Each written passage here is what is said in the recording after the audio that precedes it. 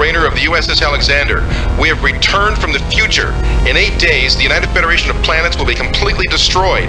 A new...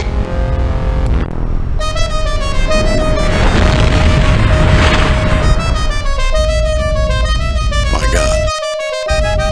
Captain's log supplemental. We have tracked the Alexander's course to Espoir Station, a scientific research facility in the Omega Maelstrom sector. We are about to set course for that system, hoping to discover the subject of its last ominous message.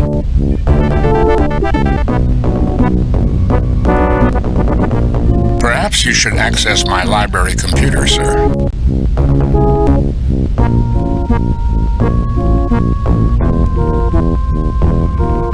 Raising shields. Arming weapons. Target analysis off.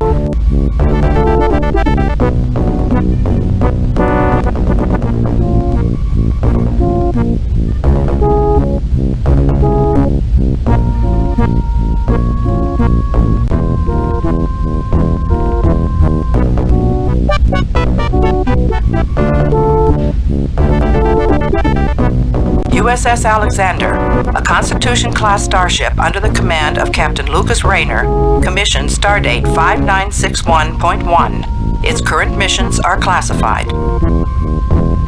Lucas Raynor, Starfleet rank Captain. Current assignment, Commander of the USS Alexander. Raynor's service chronicles an exemplary career, including serving as Ensign, Lieutenant, Lieutenant Commander, and Commander aboard the USS Typhoon, before transferring to the Alexander for his first command.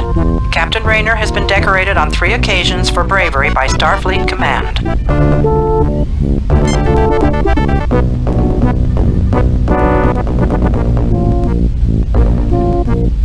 Omega Corvus, a Federation system located near the galactic barrier.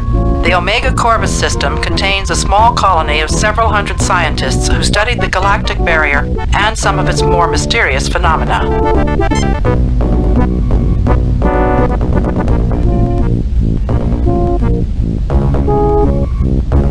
Espoir Station, scientific research station situated near the Gravity's End proto-universe phenomenon. It is directed by Dr. James Monroe, originally of New Texas, Earth.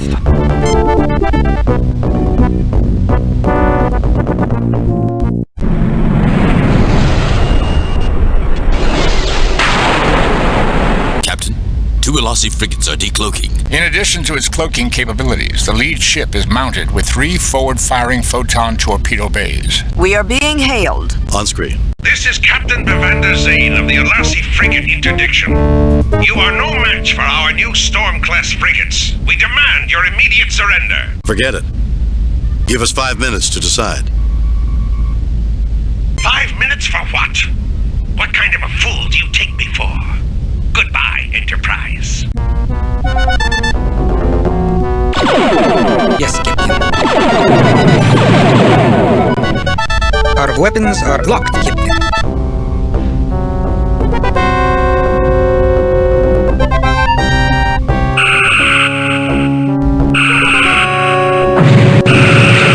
Target analysis off.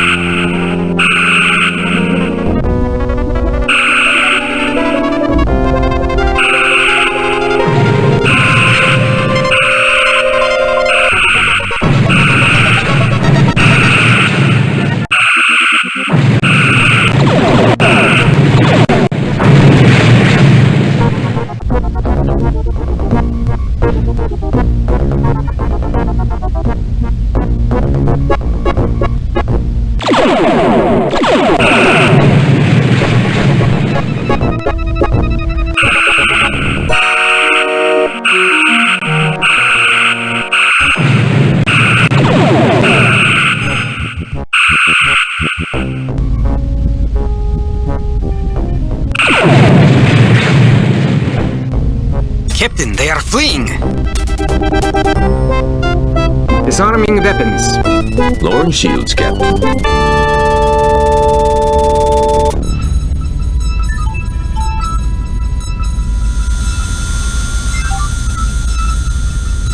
Captain's log.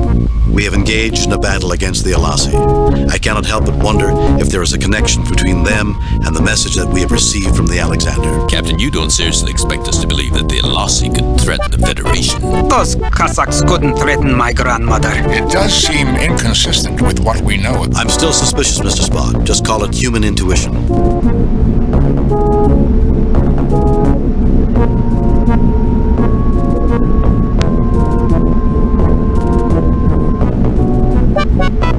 Captain, I'm receiving a message from the station manager. On screen. Captain, I'm James Monroe, commander of Espoir Station.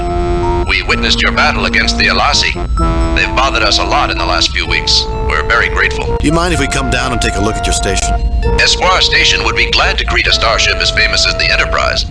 We'll send coordinates and you may transport aboard at your convenience.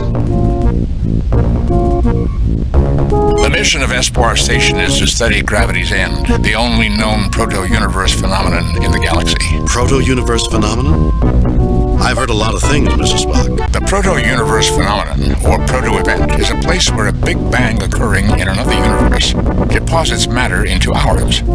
It is also noted for intense space-time distortions. The equipment on the station is highly advanced, but they appear to be of non-Federation design. There are areas protected by force fields, which sensors cannot penetrate. Could a rupture have occurred in this proto-event that would destroy this section of the galaxy? That is possible. However, a rupture of that intensity would almost certainly have destroyed the Alexander. We do not have many facts, but those we have do not support that hypothesis.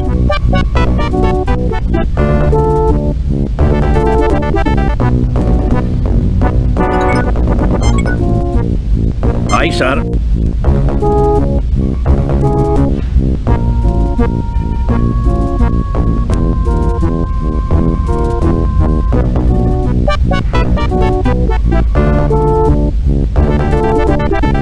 Captain's log.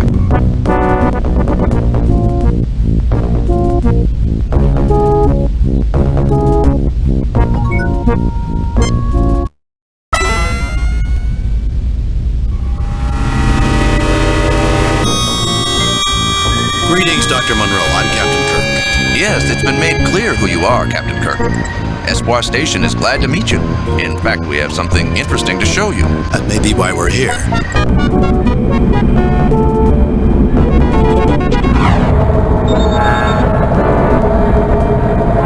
What the? The modified tractor overload beam can be quite lethal, Captain. I suggest you surrender immediately or we will crack your ship like an egg. Why are you doing this?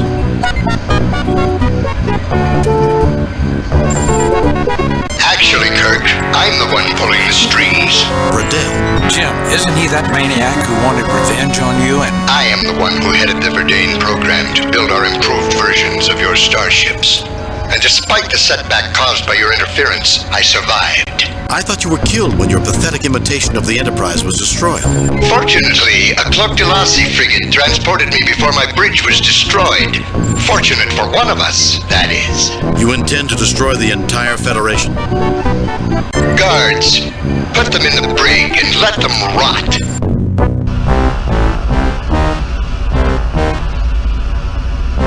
Welcome to Espoir, Captain Kirk. I've been asked to make certain your stay is uncomfortable. What did you do to Dr. Riddell anyway? 11 years ago as lieutenant on the Farragut, I exposed his scheme to overthrow the Verdane Council. They dismissed him from their science council in disgrace. He's vowed revenge ever since. That explains it.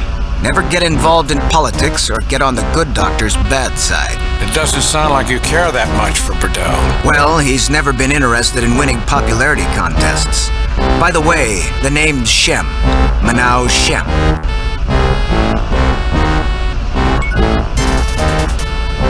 What's on your mind, Captain? Dr. McCoy, he's very... You wouldn't happen to be related to Vakata Sheen by any chance? Yes. He was my father. How's he doing? He's dead. He tried to betray the Verdane Starship program to the Federation and was executed 9 years ago. I'm sorry to hear that. I I knew him when I was on Bardane. He was a good man. Obviously, someone felt differently. Since then, Dr. Burdell took me under his wing. I proved more able as a security officer than as a scientist. Then you should... What do you think of your father's death? How do you think I felt? I called him my help us avenge his death. 10 years ago, he helped me expose him to the Bardane Council. He died because he was Burdell's enemy, not because he was a traitor. If I can expose Burdell's plans, then your father's name will be cleared. I have a duty, Captain. A responsibility to guard this station and its crew. If I do as you ask, I betray the man who killed my father, and also betray a lot of friends in station security who did nothing to him. It's a difficult... And how does Burdell treat your friend? You have a point. I suppose I can let you go. I'll turn off the force field. Your weapons, communicators, and tricorders are stored in the lockers in this room. I'll try to convince security to turn against Burdell. You remind me a lot of your father, Manao Sheep. Unfortunately, after this, I will remind everyone about my father.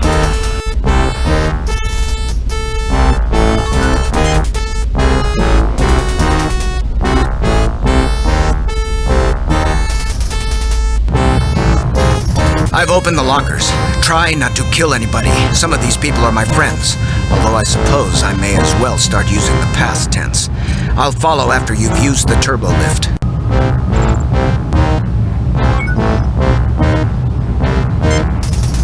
I'm not in a talking mood, Captain.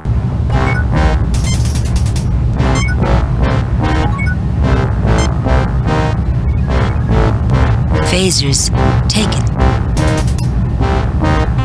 Tricorders and medkit taken. Communicators taken.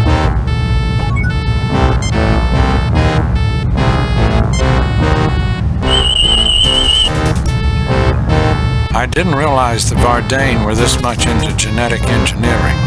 The skin has been custom engineered into a light epidermal tissue. Muscle fibers are much denser than usual. A strong, viable species. Interesting analysis, Bones. However, we have more important things to do at the moment.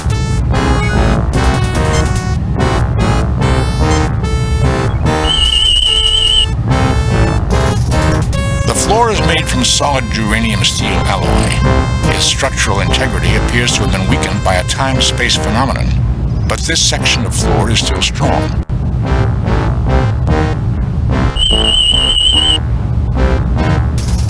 Nothing unusual about that object, Captain.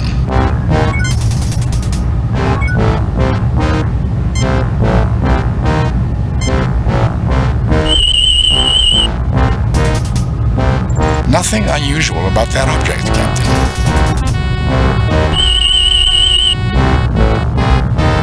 Nothing unusual about that object, Captain.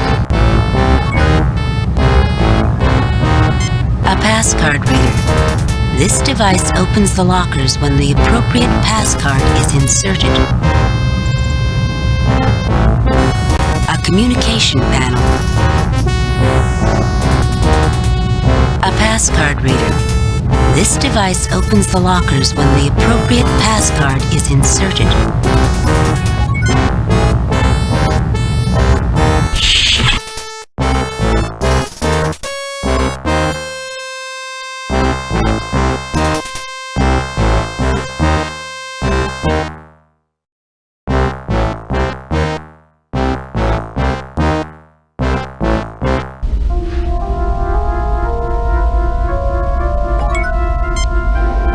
Well, Spock, what do you suggest? We should attempt to gather evidence that Dr. Burdell is planning to commit genocide. Others may help us if they are confronted with the scope of Burdell's misdeeds. We must find out what Burdell's plan is. If we could find the central computer records, we may be able to tap into them and learn his exact plan. We need to shut down the tractor beam that is currently holding the Enterprise. Until the ship is freed, our options are limited. We should not forget that we need to be able to communicate freely with the ship. It will be necessary for us to neutralize any source of interference. Our chief priority is to find the reason for the Holocaust that was reported by the Alexander and stop it from occurring.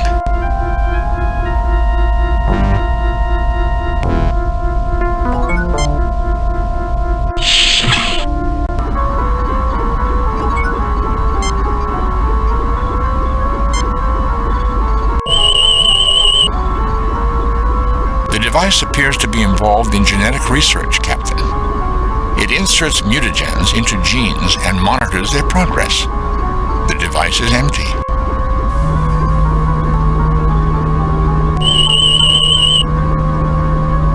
This is the control for the special weapon that is holding the Enterprise. A force field prevents our access to the controls. Captain, my tricorder indicates that the force field controls can be neutralized in the station's security center.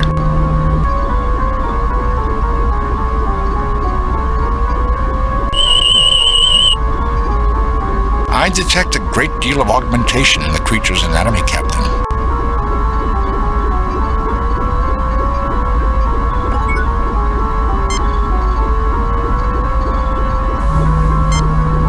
My God, it's not just an Antarian man-killer. You should see some of the generic engineering they've done to it. They've actually made it deadlier. A formidable achievement in genetics, Doctor, given that the species is renowned throughout the galaxy as one of the most powerful and dangerous predators in known space. There are reasons why the Federation monitors genetic research, and this thing is one of them.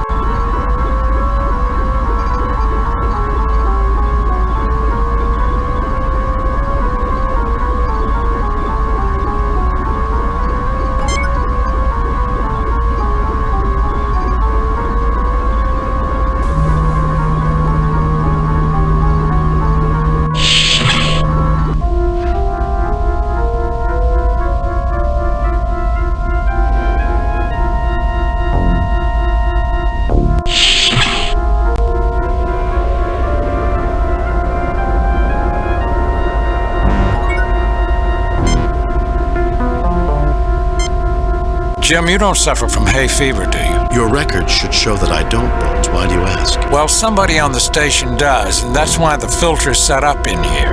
The Malborian creeper here is producing pollen at an incredible rate. I've never seen anything like it. Another Vardane improved life form. Can't they leave anything alone? Most of the time, no.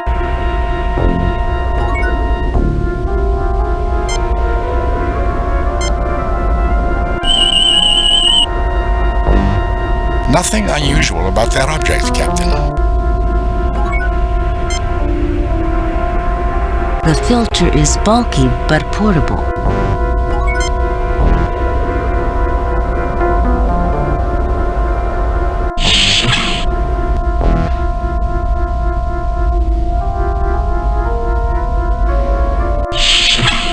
Rather cramped living quarters. Only a small step up from Klingon ships. No wonder the Klingons have such a bad temper. We'd better be quiet. There's a gentleman on the bed who might quarrel with us if we wake him up.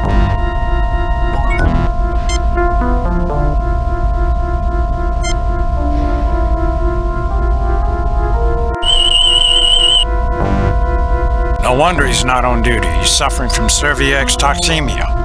He must have spent some time on Rigel 8. Think he'll get up? He's under heavy medication, Jim, but with Verdane physiology, you can never tell.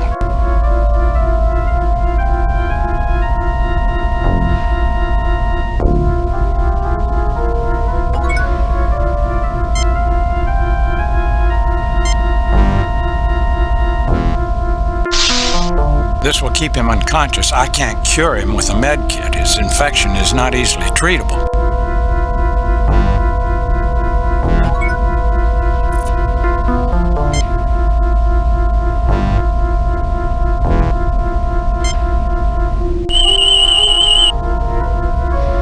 Nothing unusual about that object, Captain.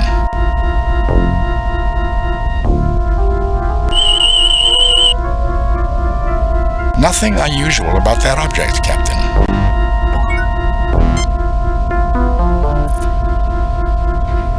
The dummies are not easy to carry, but you manage.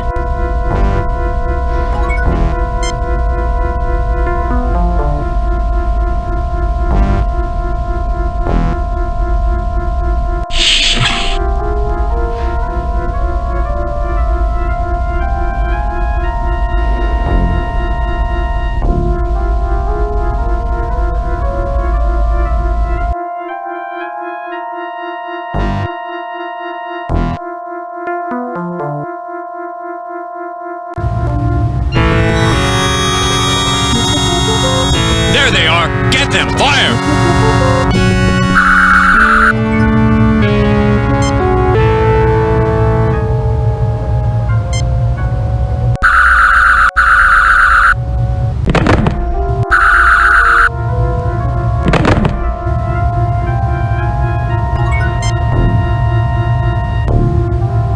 I hate when they do that.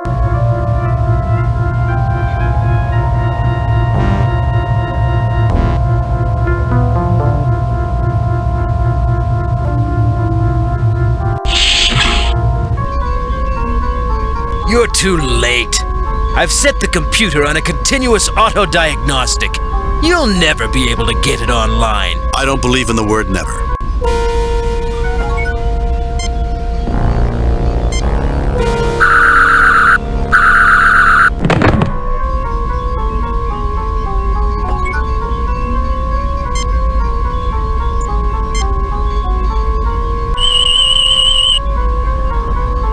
Nothing unusual about that object, Captain. Oh, that's even worse than the damn transporter. The tricorder can tap into the core memory, provided that we can end the diagnostic cycle.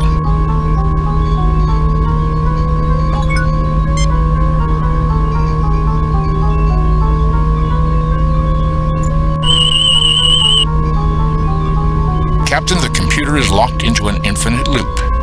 It will continue playing the game until it defeats itself. I can interrupt the moves and input my own. Try rook to queen's level 3. That will threaten its bishop.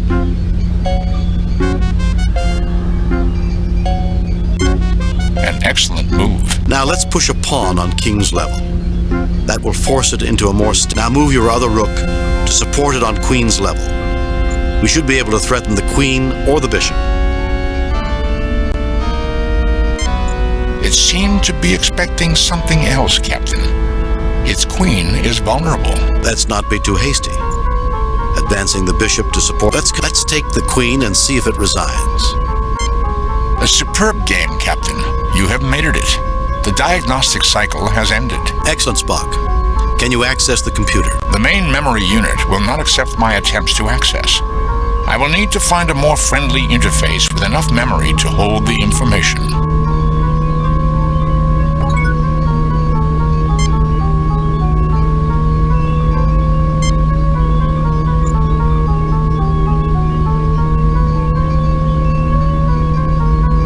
Captain, I am connecting the science tricorder to the central computer. We can use it to tap into the computer now that the diagnostic cycle is finished. We might use Dr. McCoy's tricorder as well.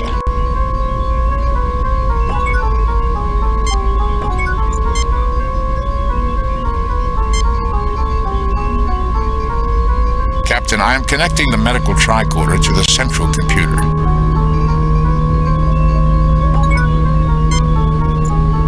Success, Captain.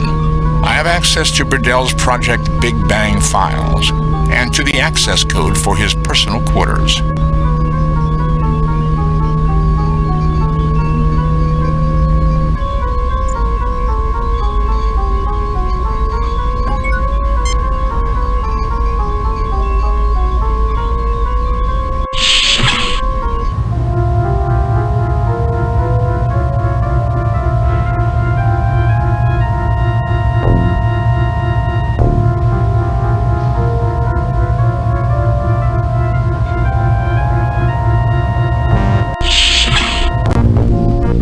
Jim, what's that smell? Wanaka gas, a knockout gas with an extremely long effect. We have mere seconds to neutralize it or get out of here.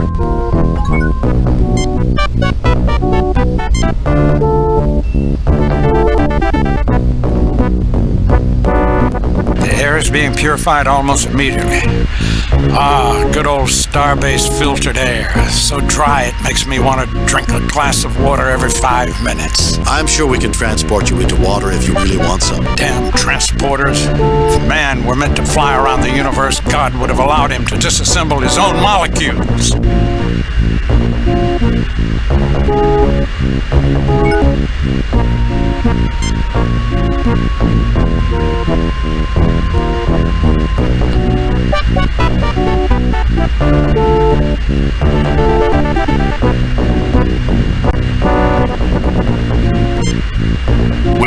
transport the dummies, Captain. That should prove an adequate distraction for us to get into security. At least we have a chance now. Captain, all areas of the ship except Bridell's quarters are accessible by transport. We have access without transport to all areas except security. The dummies should provide a convincing decoy during transport and give us the edge we need. Set transport coordinates for security.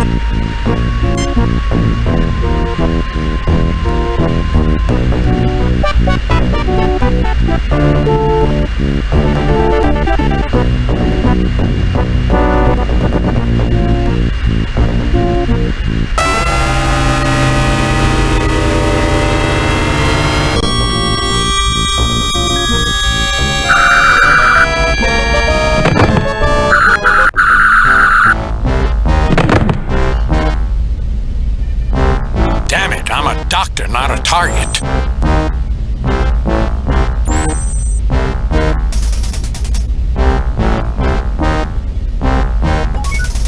You get no response.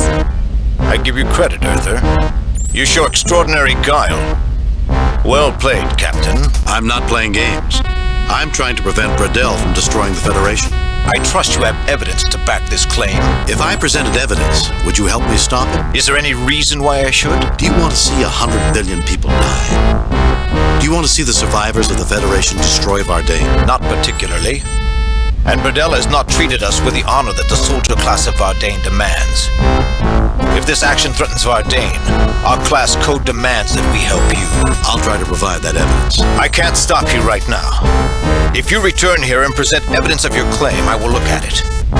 Until you can prove your claim, Kirk, my men will hunt you down like animals.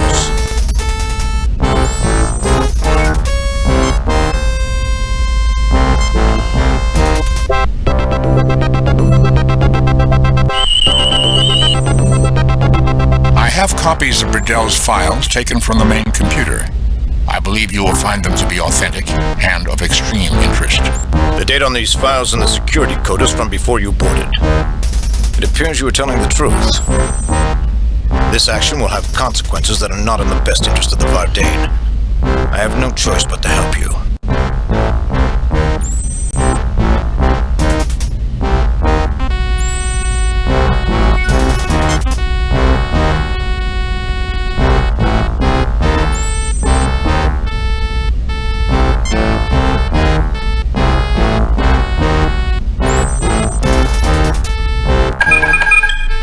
Deactivated the communications tracking systems, Captain.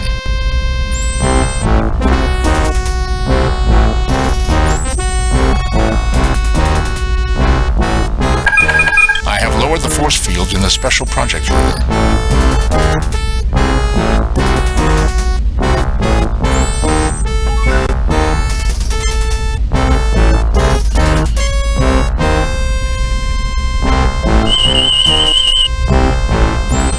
Nothing unusual about that object, Captain.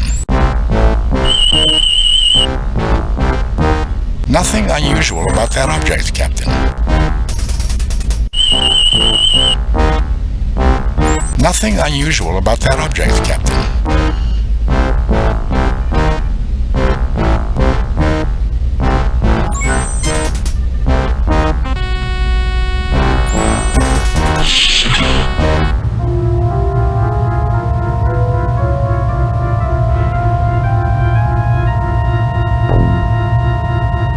The door is locked, Jim.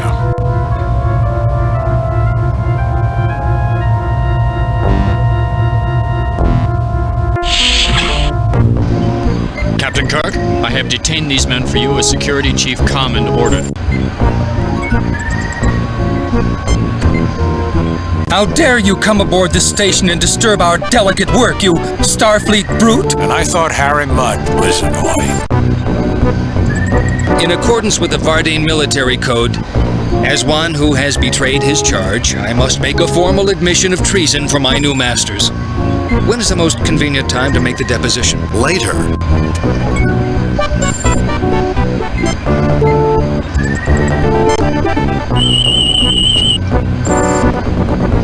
Nothing unusual about that object, Captain.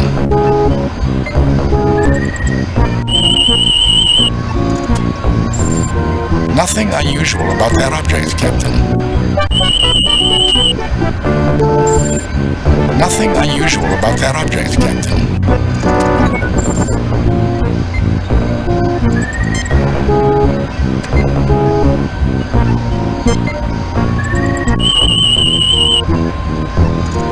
Middle-aged human male suffering from severe allergies.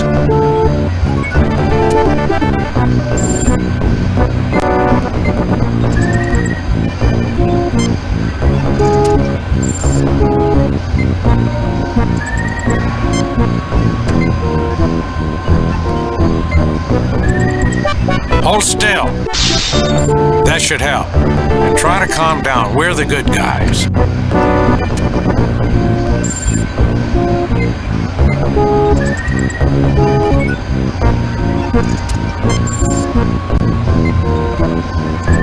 Thank you for helping me with my allergies. I guess not all Federation people are bad. Well, we normally like to think of ourselves as humanitarians. Unfortunately, that is not what Dr. Burdell tells most Vardane. Anyway, I guess I should get rid of that creeper.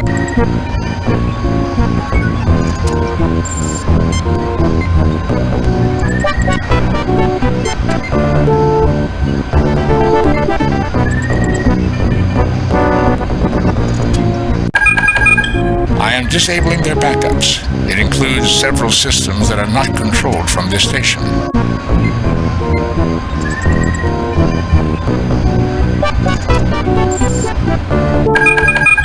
I am disabling their communications network. We will now have a clear channel to the Enterprise.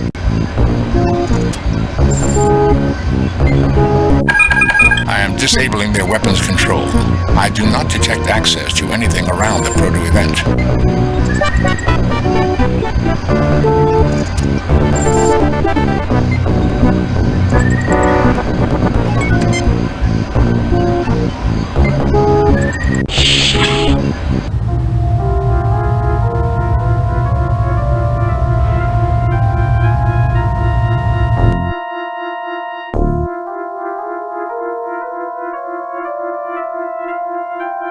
Surrender or die. Wait, you're supposed to be on our side. Hasn't Commander Commend talked to you lately? He is a traitor. Our loyalty is to Dr. Burdell. Great. Spock, fire. Okay, we surrender. Let's get their weapons.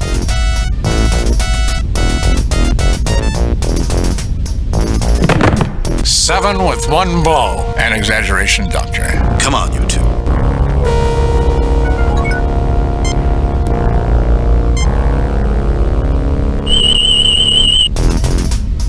Nothing unusual about that object, Captain.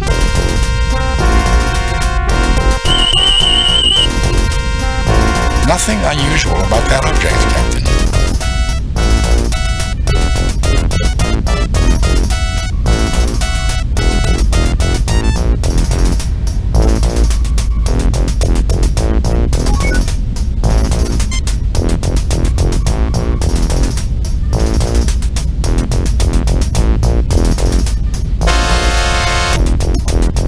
Spock, open the outer door.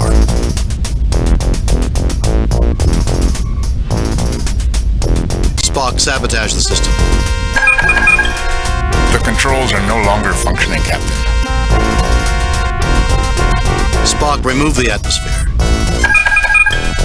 The atmosphere has been pumped out. Magnetic locks are keeping the transport in place, Captain. Spock, sabotage the system. The controls are no longer functioning, Captain.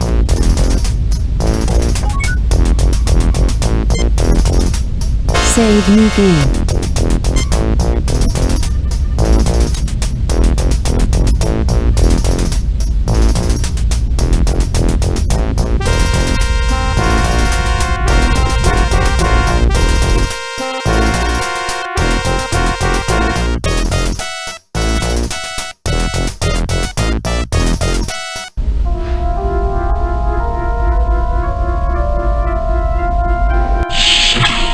Jim, look out!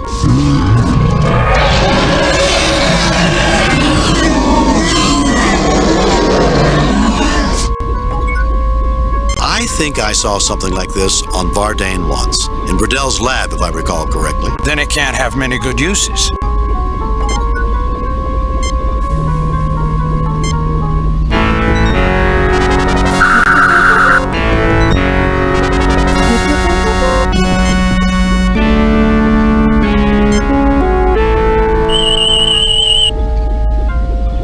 This is the control for the special weapon that is holding the Enterprise. The force field that prevented our access to the controls has been neutralized.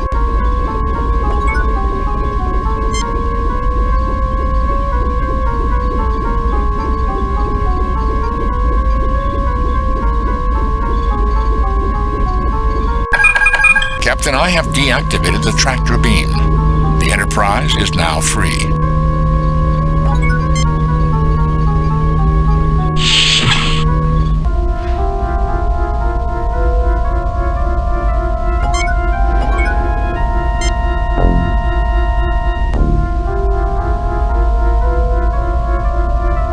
Well, it appears all of those misspent years playing chess have finally been put to good use, Mr. Spock.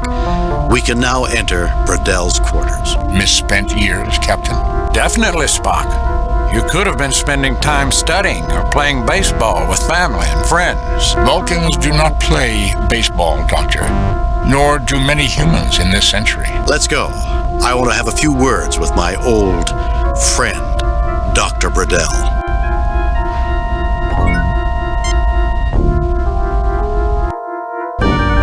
So, you managed to elude our security. I'll have their heads. It's over, Bradell. Surrender peacefully, and we'll guarantee you a fair trial. I will not submit to a trial by a tribunal of chattering apes. We are the Vardane. Lesser species have no right to judge us. Your morality transcends the differences in species, Bradell. Morality. It is an invention designed to make lesser people feel superior. The universe is full of moral people, and for the most part they are dead wood. People who are preoccupied with morality never make history. You always did love to lecture, Kirk. You'll be the most self-righteous corpse in the galaxy.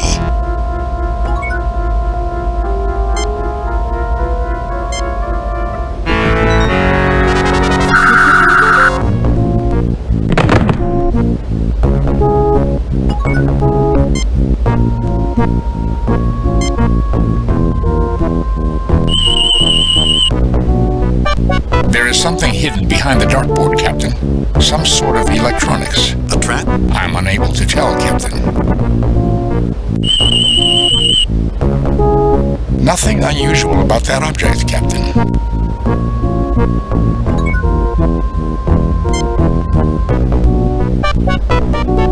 I'll read it. According to this book, Bradell's secret code is 2162.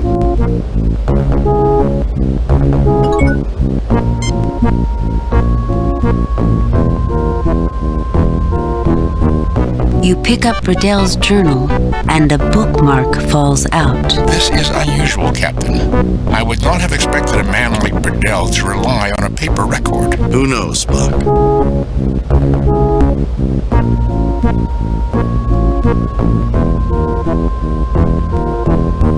The offending dartboard is removed, revealing a set of controls.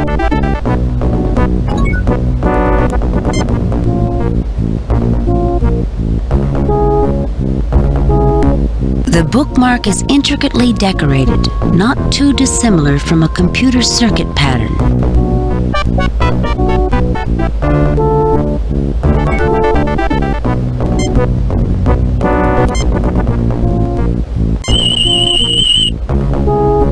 Captain, there's a number coded in base 64. The number is 2188. This would appear to be the control system for the proto-event weapon. It is already active and preparing to fire when the conditions in the phenomenon are correct, which would be at any moment. It is targeted on Sector 001. Earth! That one-eyed monster plans to destroy Earth! Affirmative, Doctor. I will need Bradell's codes to deactivate it.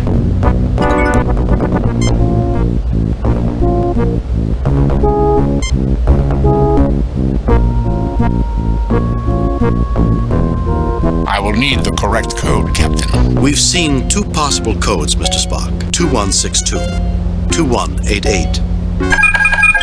I have activated the code circuit. The proto-event weapon is decloaking. I have also managed to deactivate the station's shields and have a clear communications channel to the Enterprise. Broadcast the coordinates, Mr. Spock. Have the Enterprise destroy that weapon. The coordinates have been sent.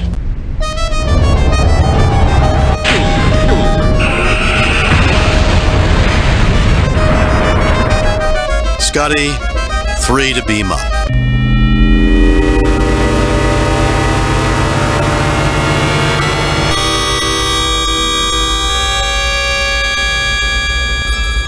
That has to be one of the most welcome explosions that anyone will ever see. There is turmoil on the Vardane Council, Captain. The members who supported Berdel's anti-Federation policies have been forced to resign. I expect improved relations between the Federation and Vardane. That's good to hear. Though history shows that suppressed movements like Bredel's have a habit of resurfacing at inconvenient moments. And Berdel is now a Federation prisoner. I hope this will not prove to be a rallying point for those Vardane who hate the Federation. I've received word that Mr. Shem's application to enter Starfleet Academy has been accepted. He should make a fine officer one day. Captain, I'm receiving a message from the USS Alexander. The Alexander? Temporal paradoxes are most fascinating, aren't they, Mr. Spock? Are you attempting to annoy me, Doctor? On screen. Luke Rayner here. I know we've never met. Yes, of course. We got your signal, and Starfleet has asked us to assist in cleaning up your operation. It's good to have you with us. Better than you could possibly guess. I don't understand, Captain. It's a long story. Come aboard, and I'll tell it to you. I have reviewed your report from your recent assignment, Captain, and have a few comments. Well done, Kirk. Keep up the good work. I must say, however, your performance is not what we've come to expect from James T. Kirk. I guess we all have our off days, Captain. Kane out.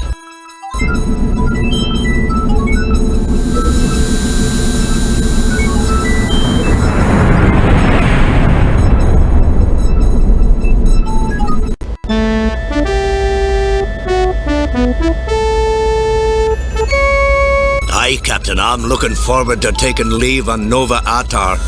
The museum there is supposed to be quite excellent.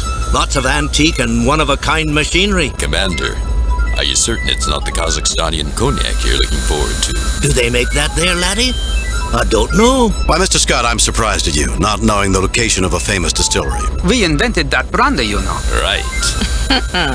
Of course you did. No, really.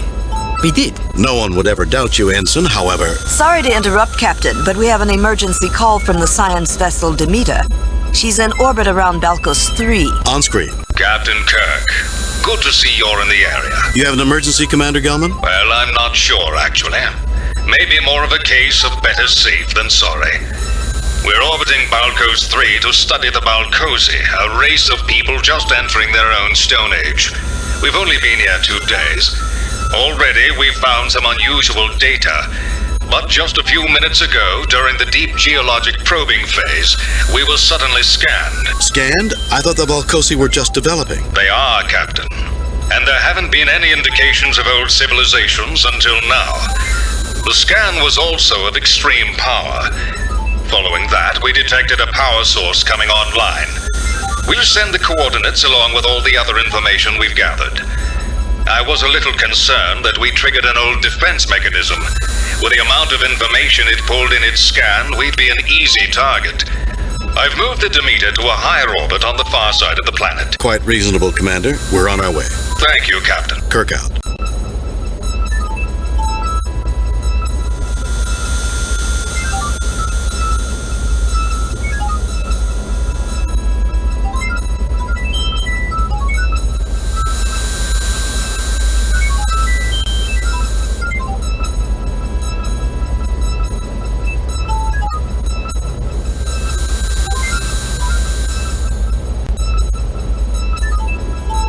Balcos 3, a planet inhabited by a humanoid race just entering the Stone Age.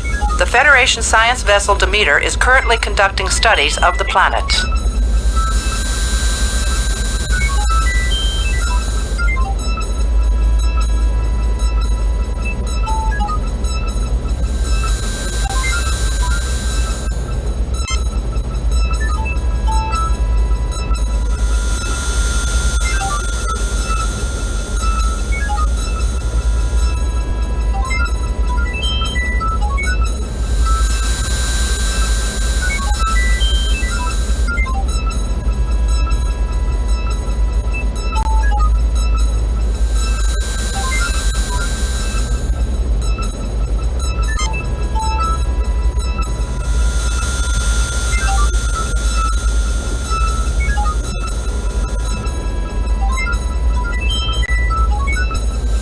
John Gilman, Starfleet rank Commander. Current assignment, Acting Captain of the USS Demeter science vessel, currently assigned to research at Balcos 3.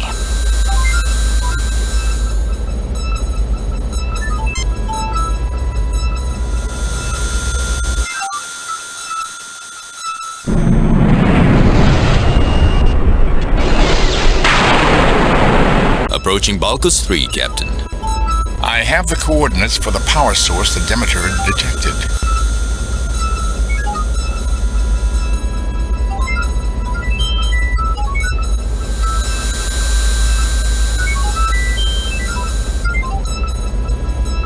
Entering standard orbit.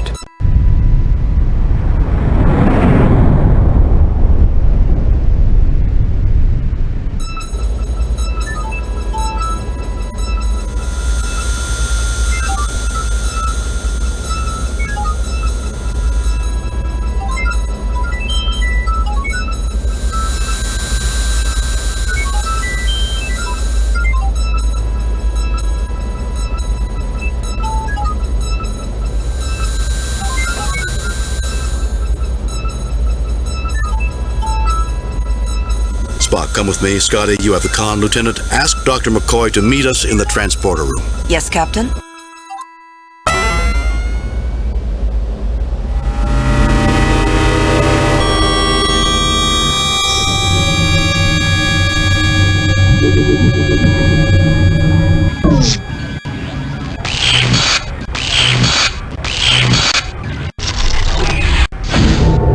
What the devil was that? An attack? While I cannot guarantee a lack of physical change, Doctor, we seem to be unharmed. I therefore conclude we have been scammed. Captain, are you all right? Sensors detected a burst of power followed by some sort of powerful transmission. According to Spock, we're in perfect health, Scotty. According to Spock? Never mind, Mr. Scott. Can you track the transmission to its destination? I'll give it a try, Captain, but it's like nothing I've ever seen before. It never is, Mr. Scott. It never is. Kirk out. I guess you were right, Spock. Here I thought we were dead for a second. Doctor, that would have made conversation quite difficult. I was making a joke, Spock. Were you, Doctor? Gentlemen, I believe we have some business at hand.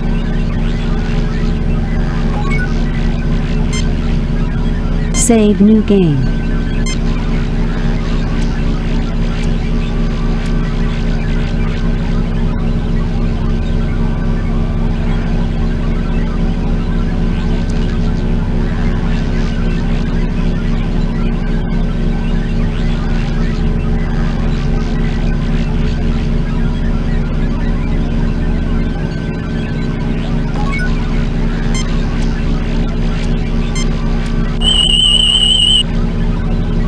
Nothing unusual about that object, Captain. Nothing unusual about that object, Captain.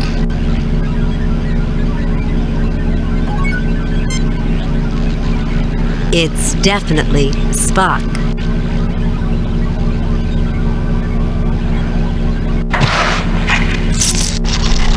Quite simple, considering the appearance of the other machinery here. All that was needed was a power interrupt. The doors will only stay closed while power is on. Interesting.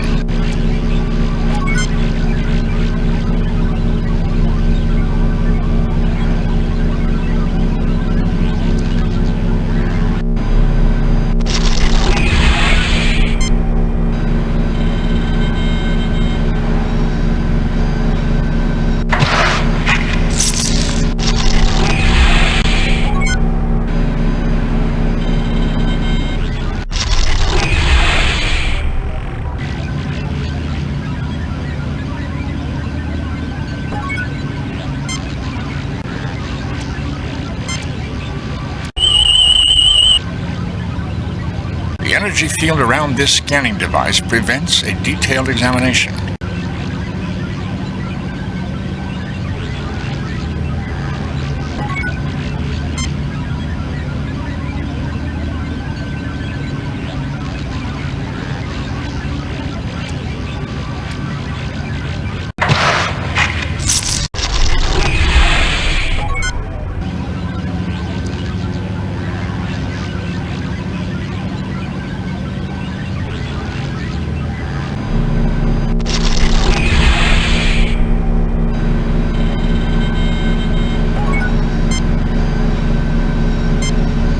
energy field is blocking any tricorder readings of the machinery inside.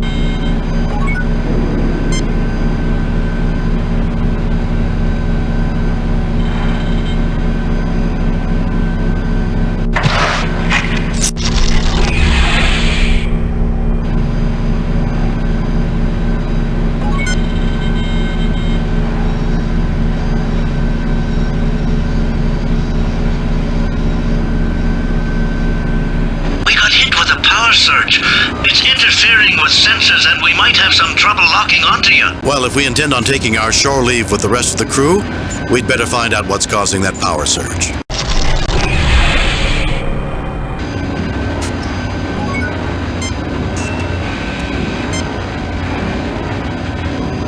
There are still several batteries in the bin, Captain. This unit is manufacturing electrochemical energy storage devices in an inert state. In English, Spock? That was English, Captain. I think he means uncharged batteries, Jim. This unit is manufacturing miniature broadcast circuitry.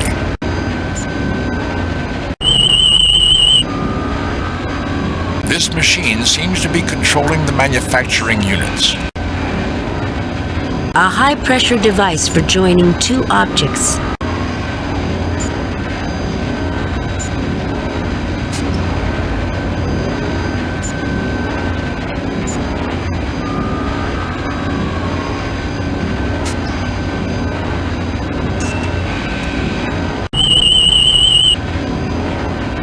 An optically controlled switch meant to be used by remote operation.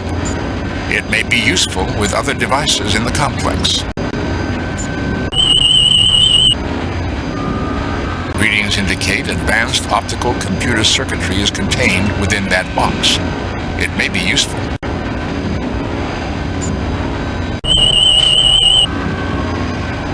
Optical interface cables. These could be used to connect myriad devices.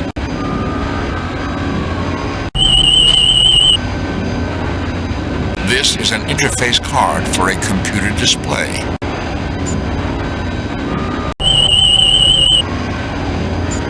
The tricorder shows this to be a touch-sensitive display module.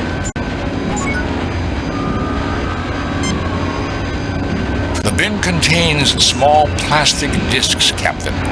The plastic is essentially inert in this form. However, if placed under pressure, it will become a superconductor capable of storing significant energy compared to its size. It will break down over time. That is why it is commonly stored in this state. Probably should hang on to a few, don't you think? A logical choice.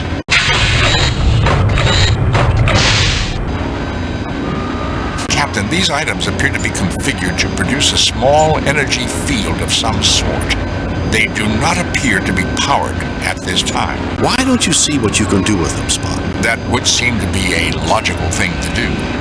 I will take enough for all of us. Spock, is that a switch? Yes, a fairly simple switching device, Captain. Spock, any idea what this box is? The cube contains control circuitry. I suggest we keep it. Spock, what do you make of these? This appears to be a set of interface cables. Spock, what kind of interface is this?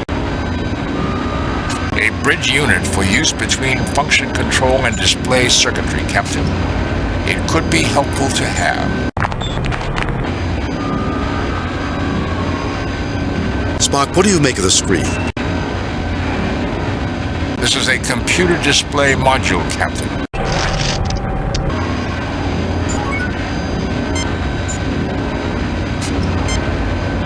This is a very specialized pressure device, Captain. These badges go into this hopper and will be combined under pressure with an item placed in the other hopper. Well, I think it looks like a button maker.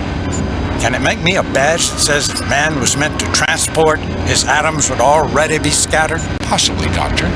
But after pressure application, it would be unlikely you would be capable of reading much. You're not a lot of fun, Spot. I did not realize that was part of my job requirement, Doctor. Is it part of yours? At times like this, yes. The badges have been placed into the hopper, Captain.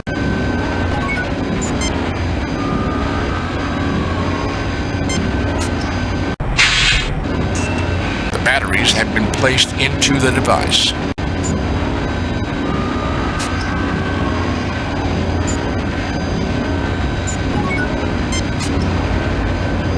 Since we know this is a high-pressure device, it would be logical to either use it or leave it alone. Whew. What is that smell? There is a chemical change due to the pressure. That is simply a small amount of outgassing by the plastic, Doctor. Captain, the badges and batteries are now joined.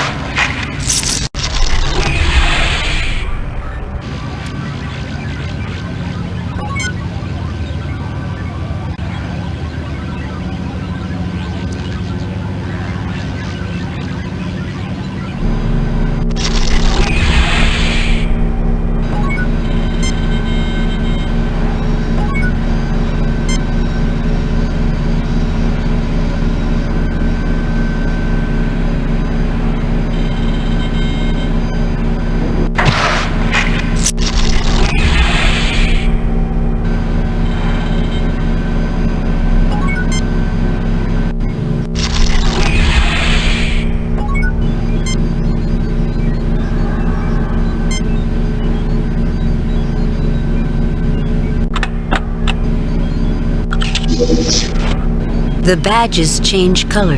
I believe the units are now fully operational. Hopefully these badges will help us with some of these force fields. We should each keep one of them with us while we're here.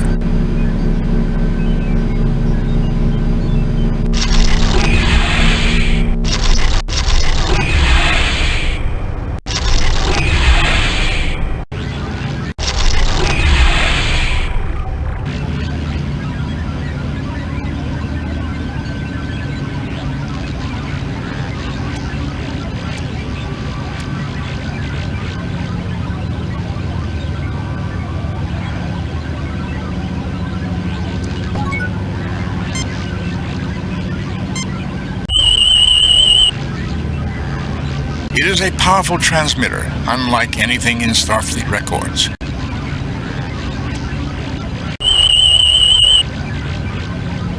It appears to be a detection device. Judging by the complexity of its circuitry, I would gather that it is quite sensitive.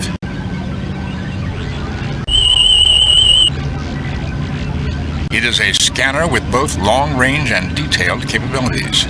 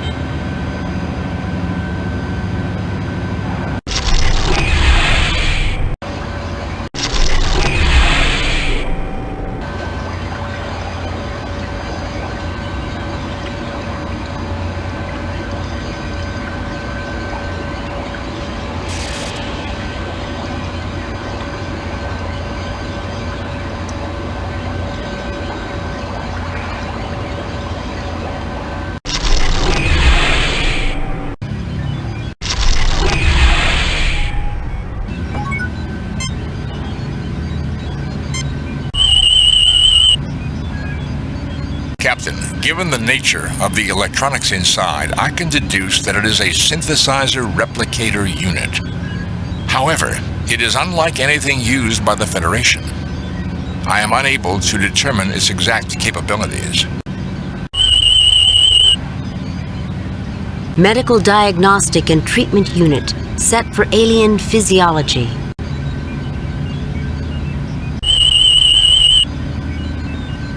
Nothing unusual about that object, Captain.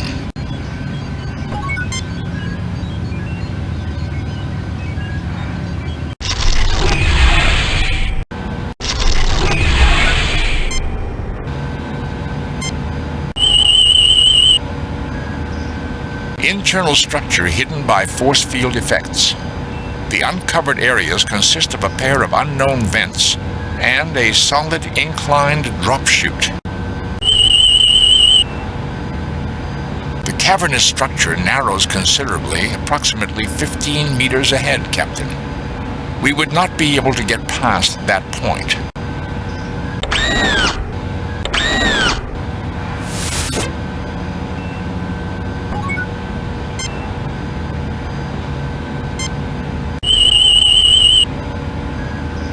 The Balcosian system shows heightened stress and metabolic activities.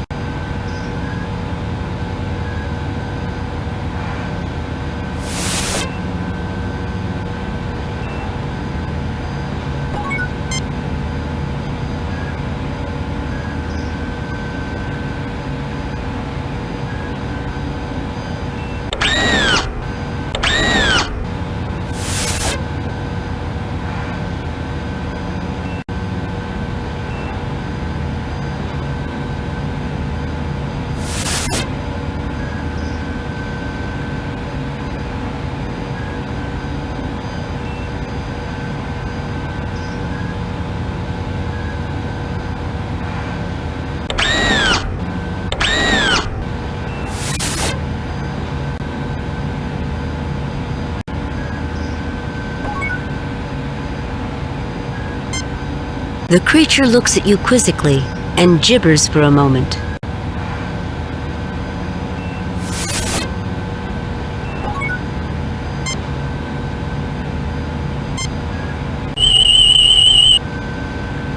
Although the doorway does lead up to the surface, there is little air exchange with the surface.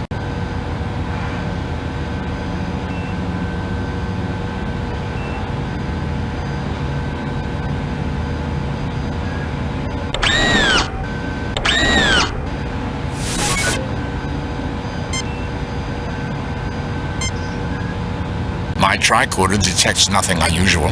I suggest using Dr. McCoy's tricorder instead.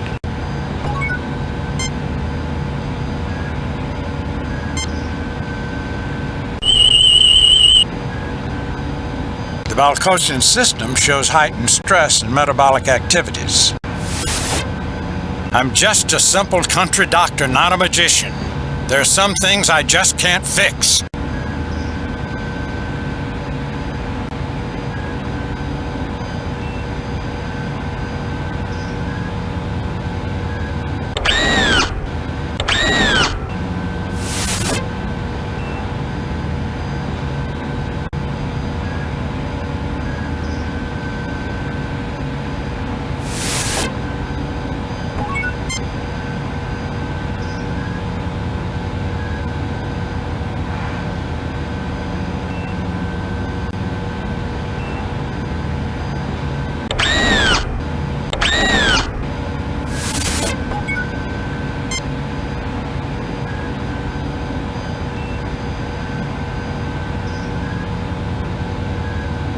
Captain, I will attempt to restrain the Balcosian when he stops to eat.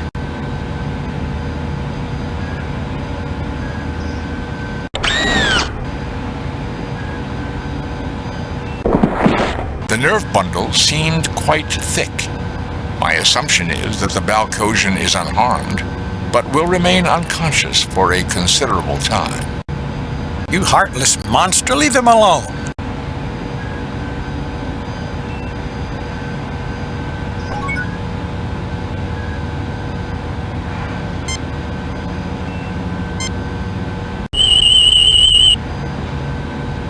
Even though unconscious, the Balcosian system is still operating at a much higher than normal rate.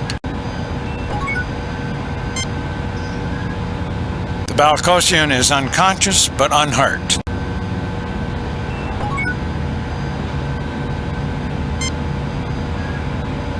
Jim, I'd like to take him to the medical examination room next door. I want to know what that gas is doing to him. Not a bad idea, Bones.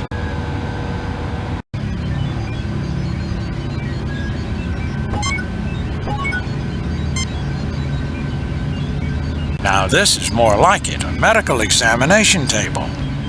I'd know one of these even if it is made for an alien. My God, look at these readings. Everything's elevated.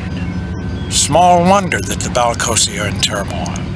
Every aggression-related hormone in this guy's body is working overtime. What's causing it, Bones? That little hiss of air was loaded with pheromones, Jim.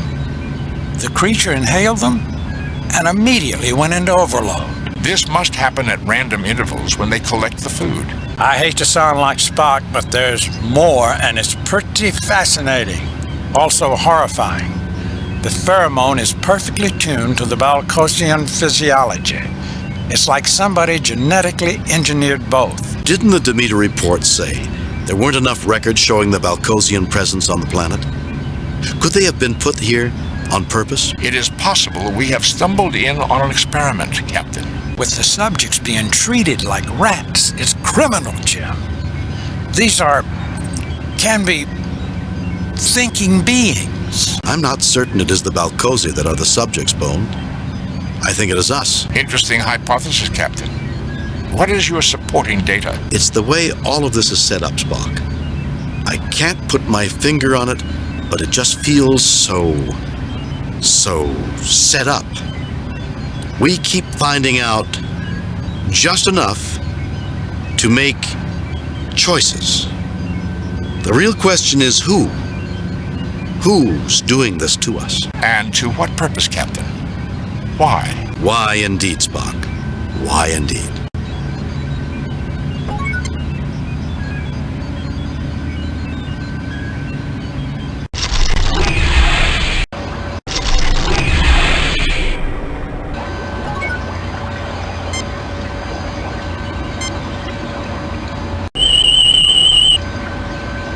Captain, this is the Life Support Control Unit.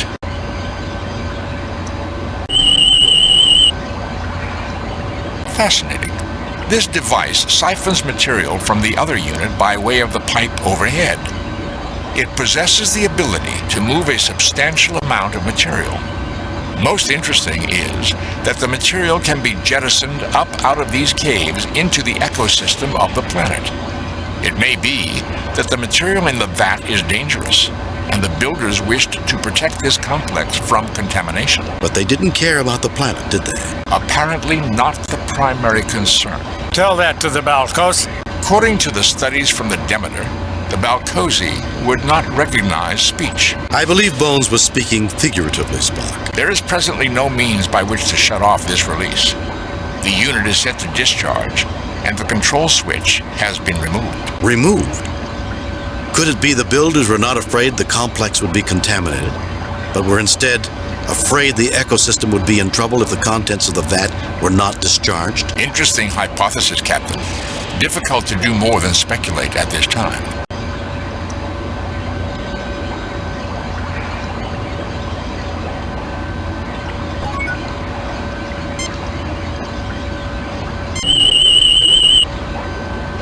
Invalid readings again. I hate these things. Why don't they ever seem to work right? Operator error, Doctor? Builder error, Mr. Spock? Perhaps you should go back to leeches and bloodletting. You volunteering for either? Don't we have enough problems without you two constantly bickering? This thing is just full of that pheromone, Jim. We have to be careful. It could ruin the entire planet for the Balcosi. We would condemn them to a world filled with brutal violence. It would be genocide.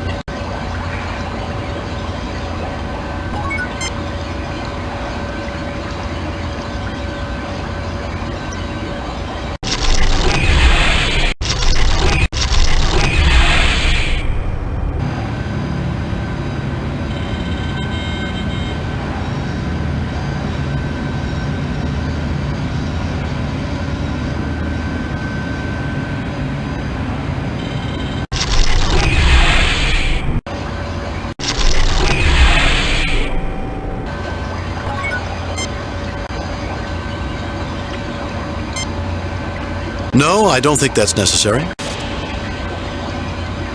Assuming the appropriate signal is received, this unit can be shut down safely. The shutdown signal does not originate here.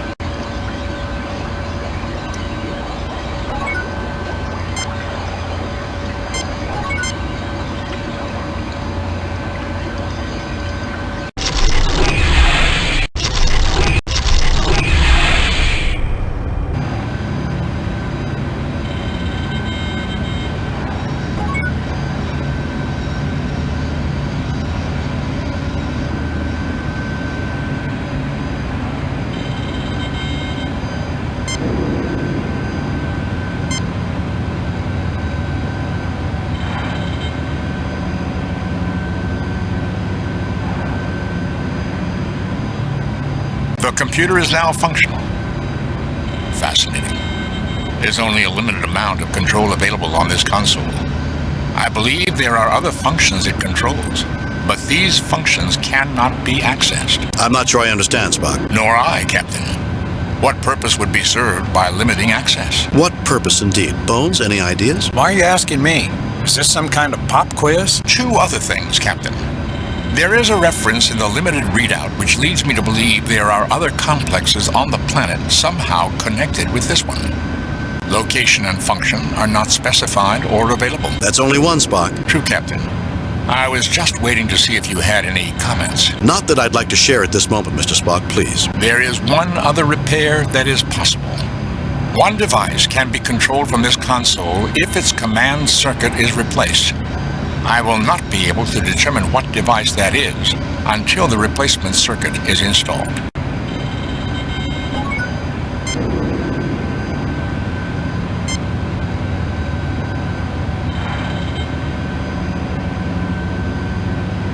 It is now possible for me to shut down a force field at some other location. I do not know where or what the force field protects. Yes, I'm getting tired of force fields. One less will be a pleasure no matter what it does.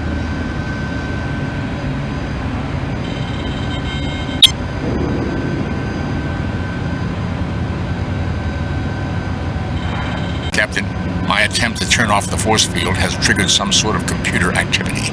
It is requesting that I allow some sort of display to occur on the screen. Shall I allow it? I don't know if that's a good idea. Let's wait. By all means, Spock. Curiosity may kill cats, but I'm hoping humans will fare a little better. That's comforting, Jim.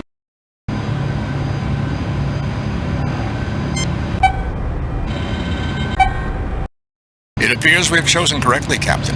The controls indicate that the force field has been dropped.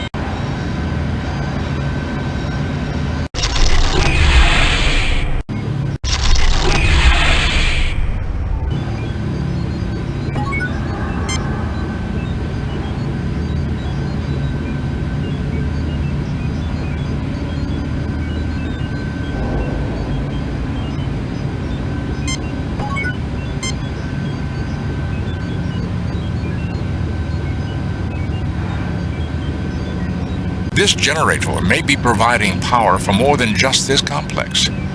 It is broadcasting power, which is causing the interference in communications with the Enterprise. I cannot tell for certain if there are receiving units for this power, because some of the readout circuits are damaged. Fascinating. What is fascinating this time, Spock? I doubt it's fascinating to either Bones or myself, but I'm sure that won't stop you from telling us. You tell him, Jim. I'm getting sick of this alien smarter-than-thou attitude. If either of you had an ounce of logic, you would be more prepared to listen to my information, and possibly even understand it. Bordering on insubordination, aren't we, Mr. Spock? I always knew that no emotion garbage was just a cover. He thinks he should be in charge. Mr. Spock, I'll have those findings from you right now. Captain, it appears the circuit was deliberately damaged. This would only be possible if the force field were down. Who would damage their own machinery? And for what purpose? More and more curious, Mr. Spock. Also, Captain, I am able to determine that if power is interrupted rather than shut down from this console, it will send a signal to that effect. The signal will trigger some other event. I do not know what the event will be.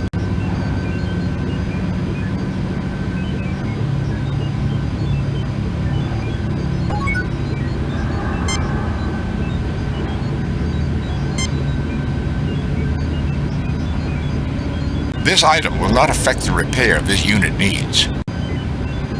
No, I don't think that's necessary. This item will not affect the repair this unit needs.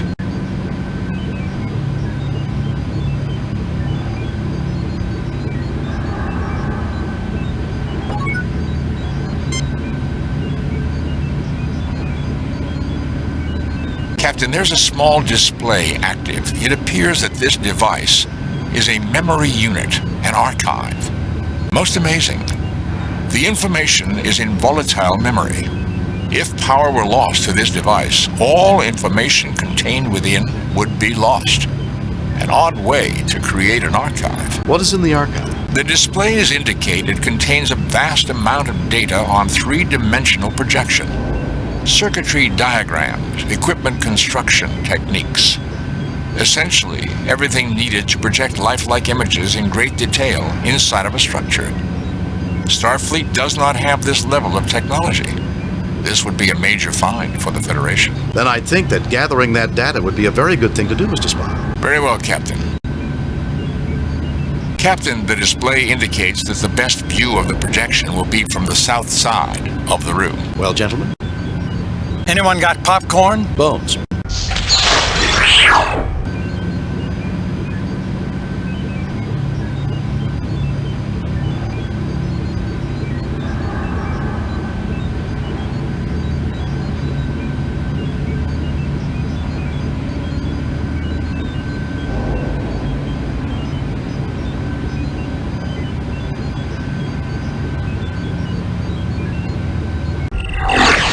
Impressive, Spock. Captain, I'm not responsible for that occurrence. However, I did discover that accessing the memory will not only trigger the shutdown of this unit, it will also send a signal to another device, most likely one somewhere in this complex. Damaging the unit will also initiate shutdown and signal transmission. There's no way around it? None, Captain. What is this, some kind of idiotic test? Don't fool with that, Spock. You'll poison this planet and make these inhabitants permanently aggressive. Doctor, you do not know for certain that whoever placed the Balcosi here did not intend for that to happen. The aggressiveness may be what they need to develop further. And the information in the archive is a reward for sending the Balcosi into the next stage of their development. You just want to get your Vulcan fingers on that precious scientific information. More like 30 pieces of silver for condemning the Balcosi to the lives of violence. Jim, you can't let this unfeeling monster do this to the Balcosi. Do you wish me to continue attempting to access the archive, Captain? Yes, Spock. That information could be critical to the Federation. Let's hold off until we get a little more information.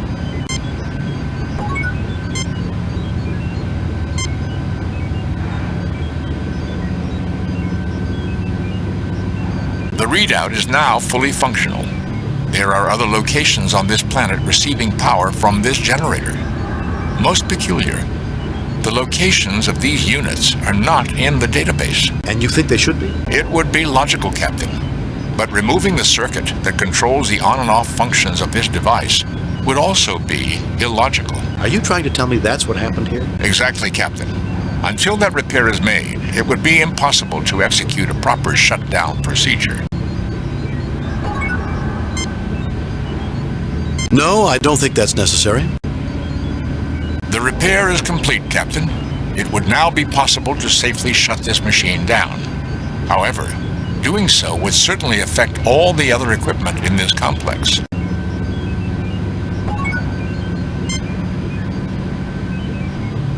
Captain, do you wish me to start the shutdown sequence on the generator? Let's hold off on that for now, Spock. Shut it down, Spock.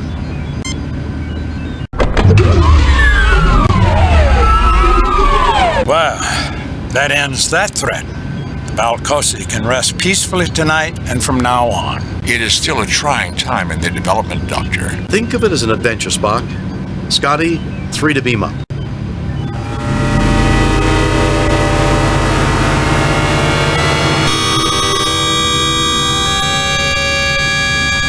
Captain, the power source has completed its shutdown cycle. There is no trace of the bacteria or pheromone in the atmosphere. It would appear the Balcosi are free to choose their own future. Good to hear, Spock. I know losing a find like that archive has to hurt. That would be an emotional response. Of course it would. How silly of me. Captain, there are 2 signals being broadcast from the planet. The first is another burst following the same path as the original broadcast. The other signal emanates from nearby the first. It's aimed at us, Captain.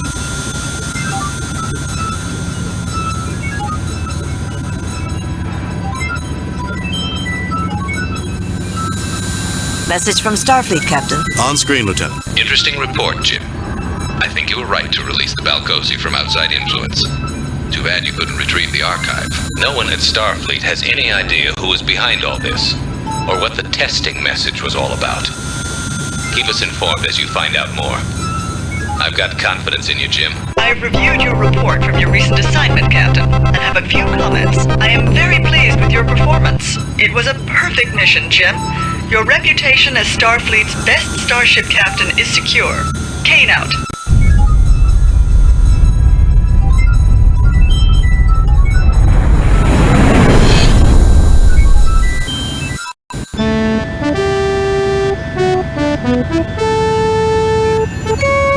Captain's log, stardate 6236.5. Following our mission to Balcos, the Enterprise is proceeding to Omega Corvus to probe radiation clouds.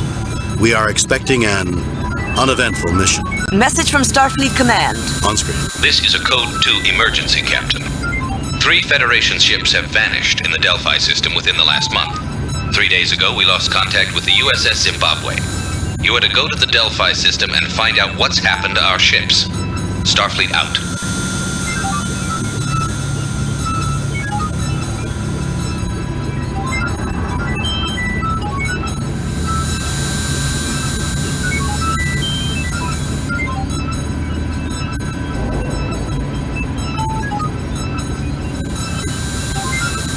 Delphi System, a ternary star system first charted 30 years ago by the USS Essex.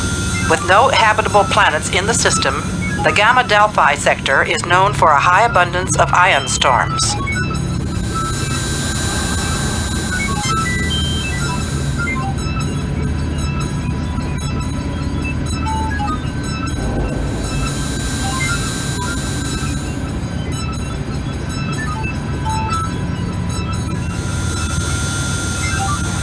USS Zimbabwe.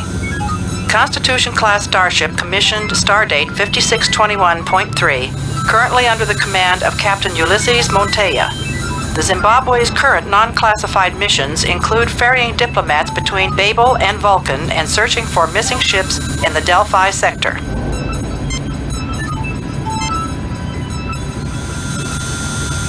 The Delphi system is not far from Romulan space. Let's not make any accusations without proof, Mr. Spock. I make no accusations, Captain. I am simply pointing out relevant information based on the most logical hypothesis available. I would not recommend drawing a definite conclusion from it. Raising shields. Arming weapons.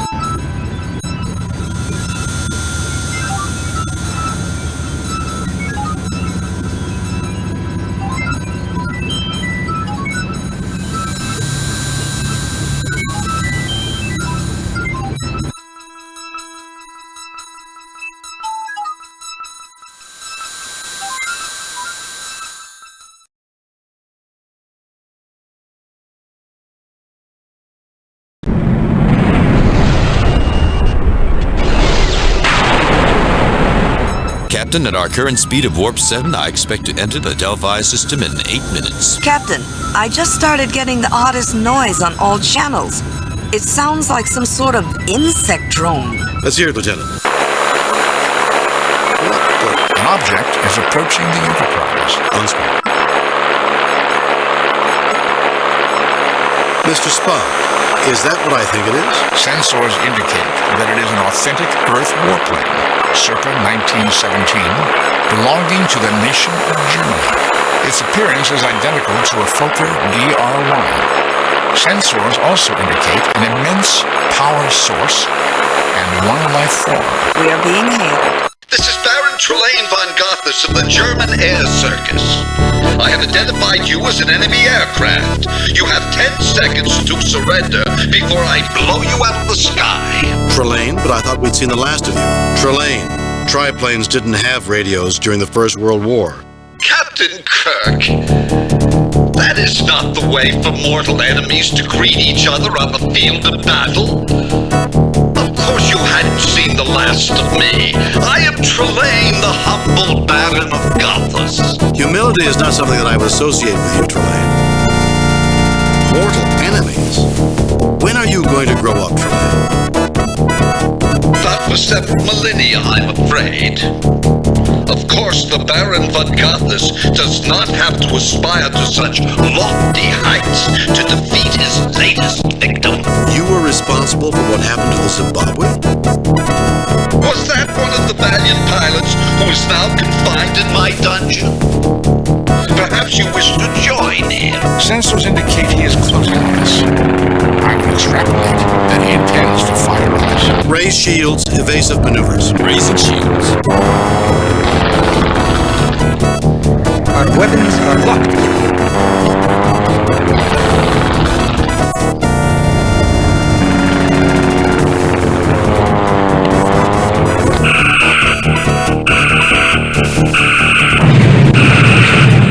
Target analysis off.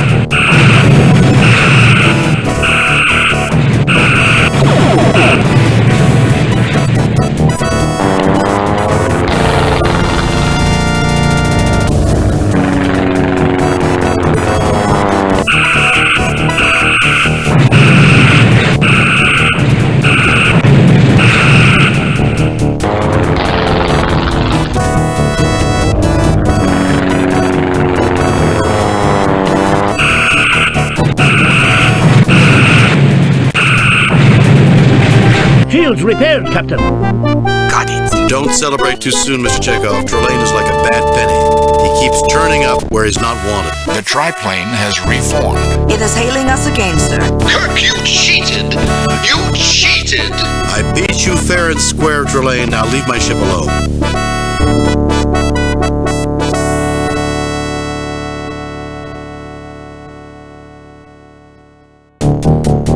Don't be such a poor loser, Trelane. Your quarrel is with me, Trelane, not my ship. If you're going to punish anyone, punish me. Oh, you will be punished, Captain. I shall show you and your closest officers that cheaters never prosper.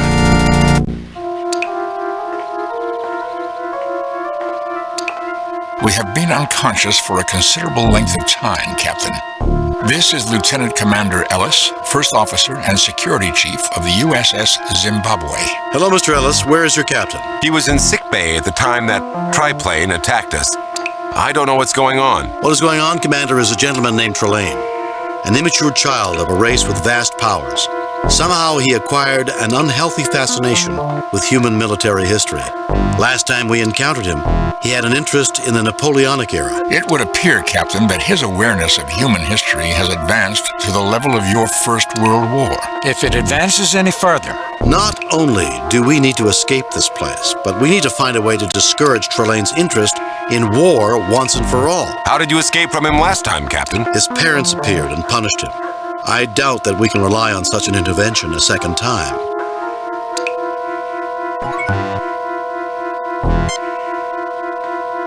There are many bundles of sticks piled against the wall. Straw, not the sort of bedding that Starfleet officers are used to. Rather damp, too. A crate. It is labeled Schnapps. It is unopened. A crate. It is labeled Schnapps. It is nailed shut.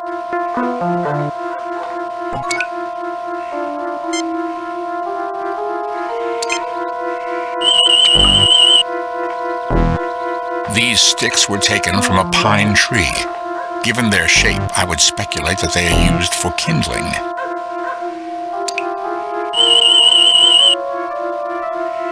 Ordinary straw, Captain. The tricorder detects no unusual properties. It would appear to be an ordinary crate, Captain. Of course it's a crate. It looks like a crate, feels like a crate. What else could it be? Doctor, we are dealing with an entity who is capable of sustaining an artificial atmosphere on a planet and then flying that planet around the universe like a starship. Spock's right, Bones. When we're dealing with Trelane, we need all the information that we can get. Something that looks trivial might be the key to defeating him and saving the Enterprise. And the Zimbabwe.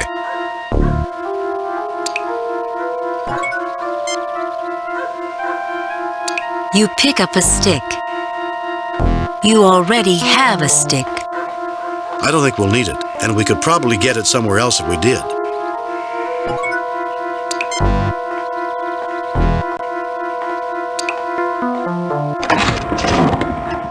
The crate is open. It is full of bottles of Himrich Schnapps. The date on the bottle says 1913.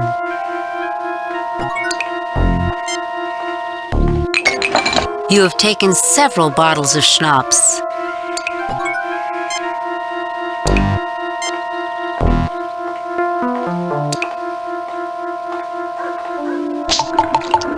You cover the straw with schnapps.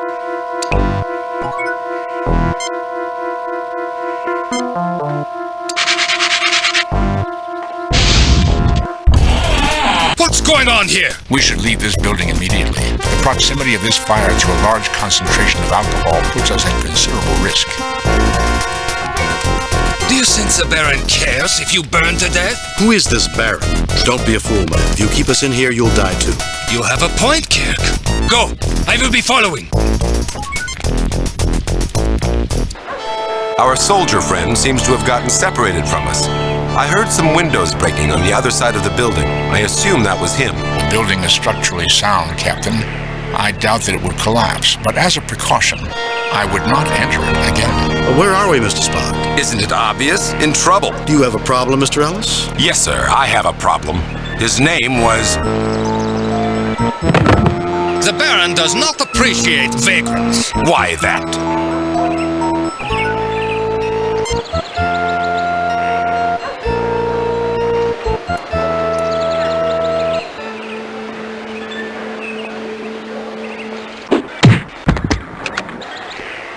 Having fun, Jim?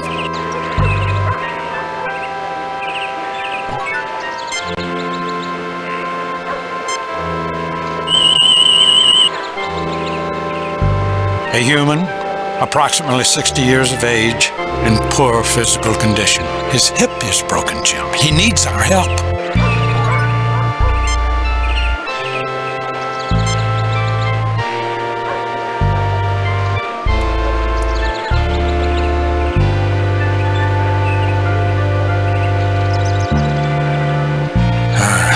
That should fix the hip problem.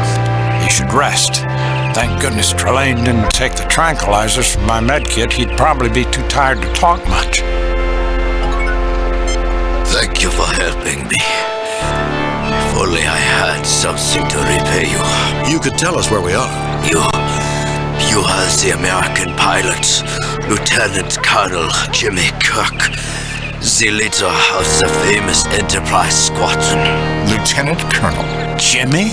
Enterprise Squadron? I suppose I should tell you nothing, but as it looks as though the war will soon be over, I can tell you that this is the village of Gothos. What war is this? The Great War. The one that has lasted for 4 damned years and has killed millions. I never thought that it was possible for so many young people to die for such a worthless cause. I believe he refers to the first of your world wars. Could you answer an important question for me, sir? What year is this? What else is happening? It is rumored that our forces are mutinying, and that our ambassadors have met with Mr. Wilson to discuss an armistice, but that Mr. Wilson will not negotiate with anyone except an elected government. Baron Trelane has retired to his castle and sees no one. His men are nothing more than bullies.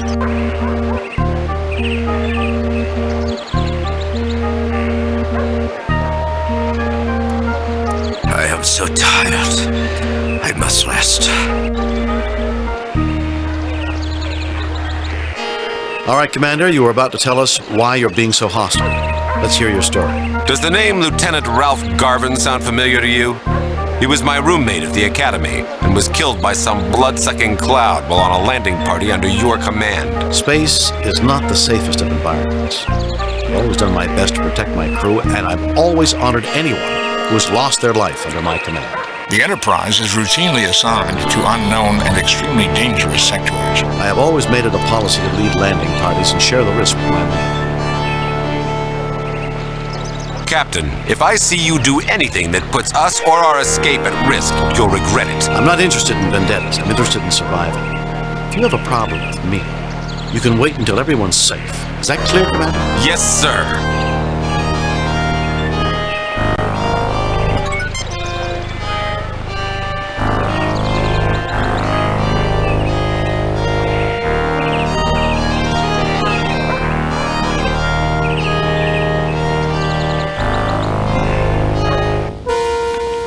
You know the Baron's orders are that you are to be served in the armory.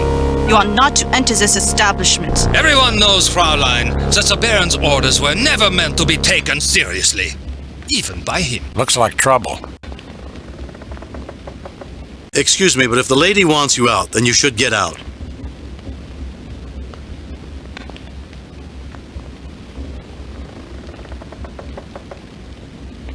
Would you like to step outside?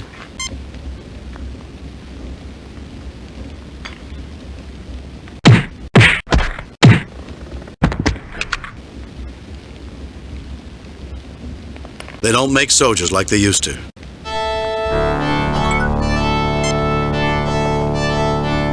Well, Miss Gernsback, you seem to run a very efficient place. Thank you, Colonel.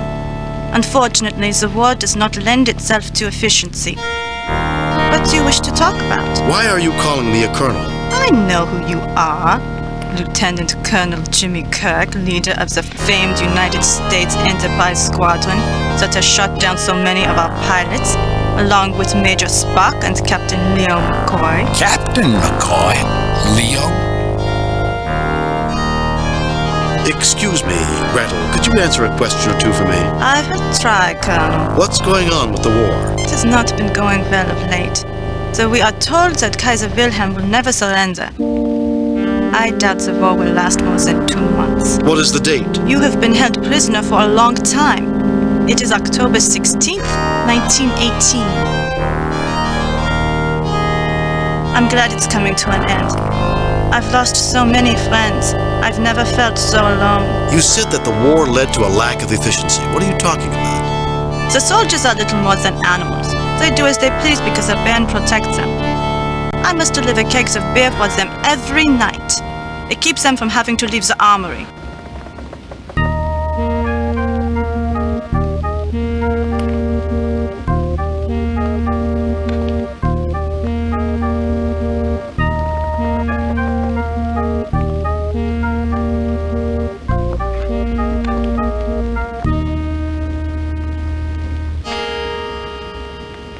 I'm glad it's coming to an end.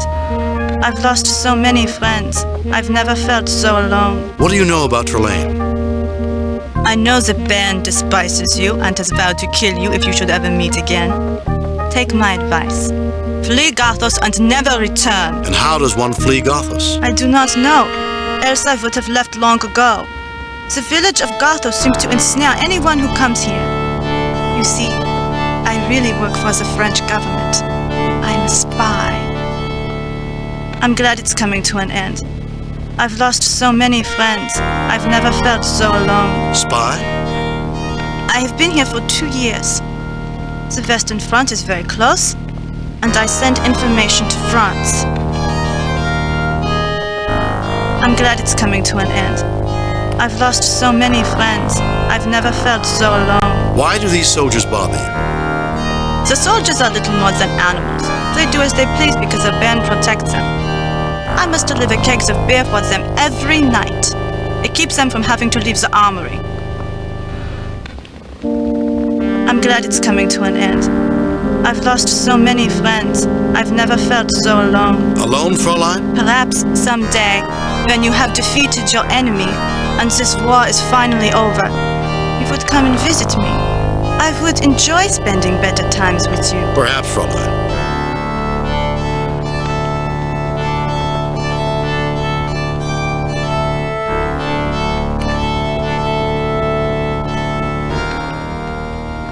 Rudolf Uhland, owner of the shop outside. What seems to be the problem? What do you think about the war, Harold? Herr Schiller would have us believe that Germany is doomed. But I have more faith in our great soldiers than that. Victory shall be ours. Herr Kirk, what is it this time? What can you tell me about Trelane? The perfect German. If anyone can turn this war around, it's him. You're such a sycophant, Rudolph.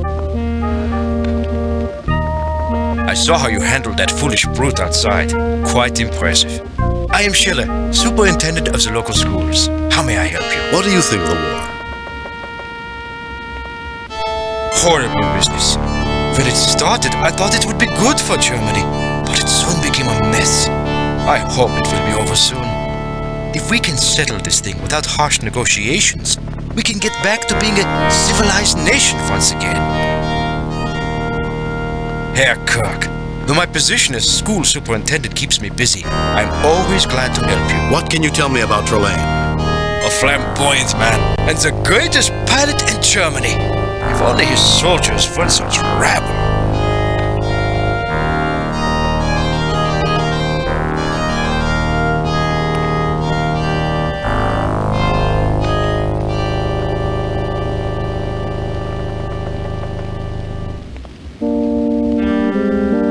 Herr Kirk, though my position as school superintendent keeps me busy, I'm always glad to help you. Where can I go to earn some money? One might find a little money doing odd jobs around the village.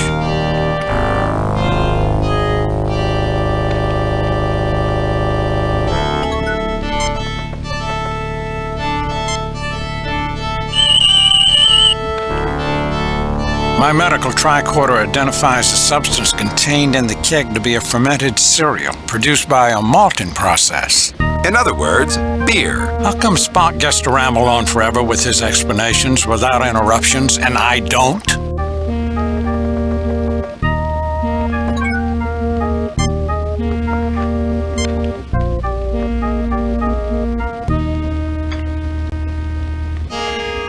McCoy has drugged the beer.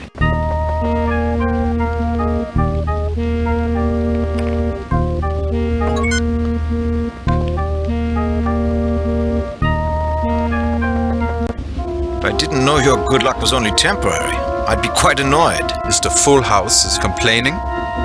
If his hands were any more indecent, he would be arrested. With the Baron's soldiers, he might be arrested even if his hands were decent.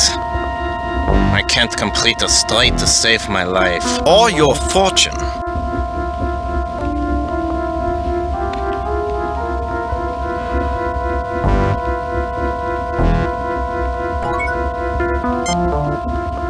Welcome. I am Kurt Nielsen, owner of the Gossos Brewery. If you care to join, feel free, if you can pay the stake.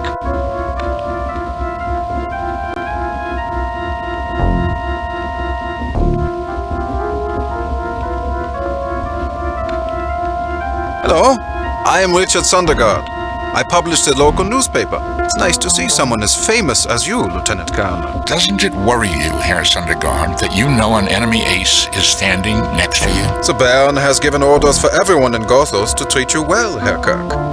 A fellow pilot honoring fellow pilots, I suppose, although I would not trust the military to follow those orders to the letter. I'm Werner Gillard, the shoemaker. If you are not prepared to play, please leave us. Excuse our friend. He doesn't like to perform in front of an audience.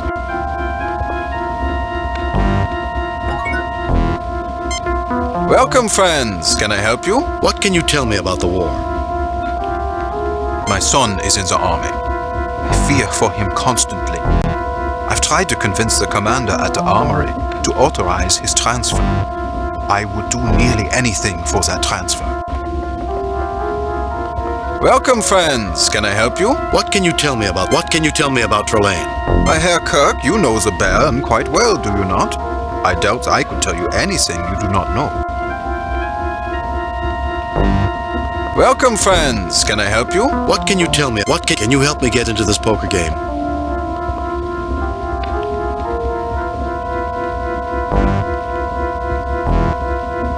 I would lend you a stake to enter this game, but it appears that I will have to win a few hands to give you that money.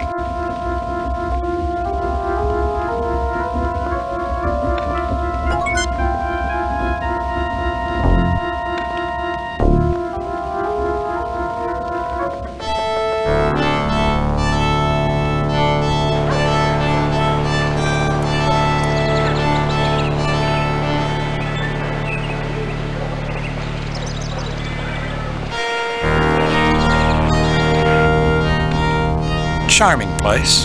Less technology, more humanity. I like it. Somewhere in the middle of this European charm, there's Trelane and the missing ships. Let's find her.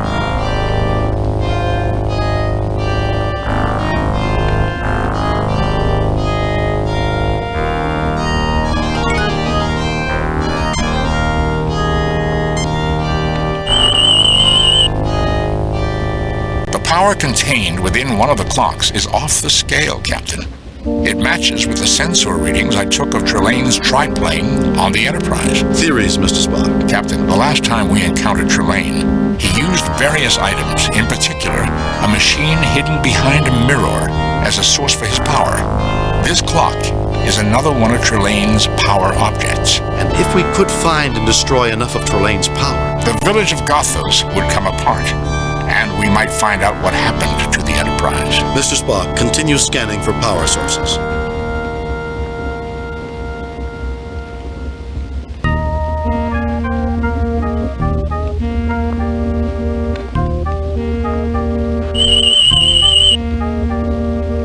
A common stove, although perhaps a bit antiquated for the period. There are no unusual readings from it, Captain.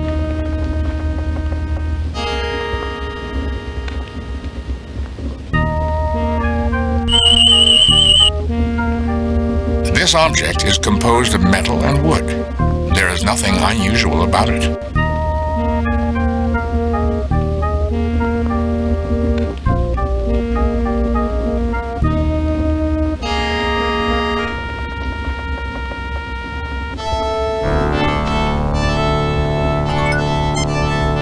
Hi, can I help you? What do you want for that broom?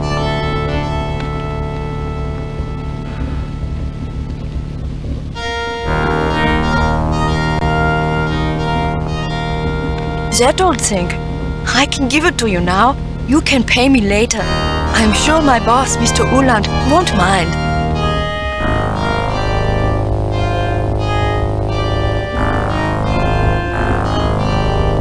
Hi, can I help you? I see you're selling food packages. You look hungry. Sure, have it. Pay me later.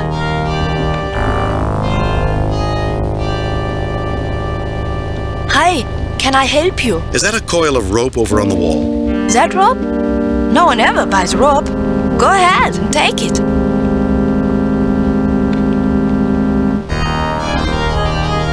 Hi, can I help you? What do you want for those shoes? I'm sorry, but those shoes have already been paid for. Hi, can I help you? What do you want for those? That really is a beautiful clock. It sure is. I can let you have it. Pay me later. Or maybe not. Mr. Uland wouldn't like me to give away something that expensive on a promise.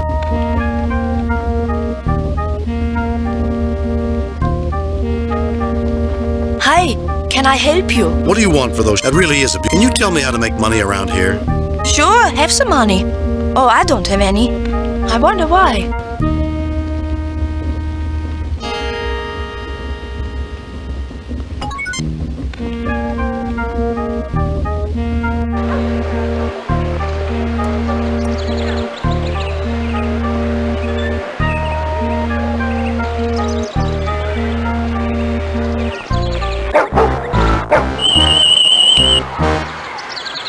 I would not get near that dog if I were you, Jim. It's suffering from rabies.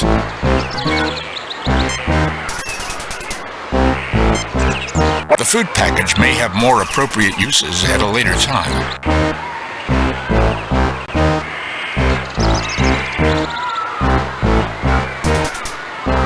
The dog is now hungrily eating its meal.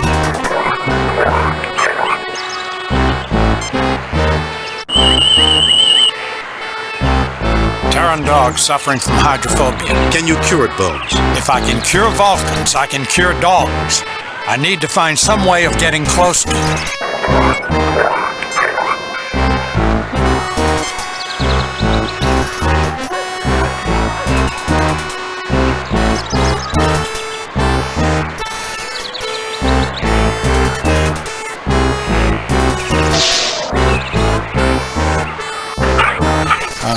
Another satisfied patient.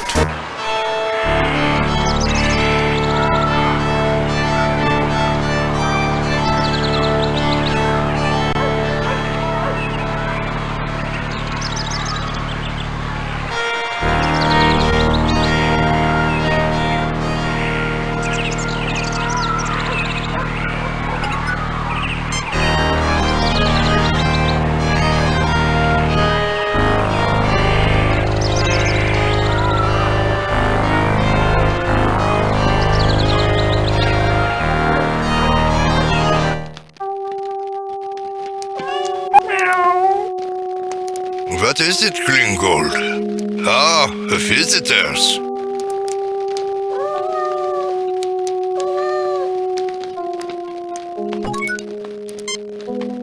What can I do for you, Colonel? What can you tell me about the war? We are a nation of warriors, Colonel. Like your America, we were born in war. We believe that military might gives men the right to take what they want. What about diplomacy? I wish we understood it better, Colonel. The pieces of paper that our diplomats sign have too little meaning. If we paid more attention, we could have prevented this latest mad conflict. I lost my grandson at the Marne. What can I do for you, Colonel? What can you... I noticed that you have only one. I lost my arm in the last war, January 8, 1871, during the siege of Paris during Bismarck's war with France, shortly before Germany's glorious victory. It still didn't bring my arm back.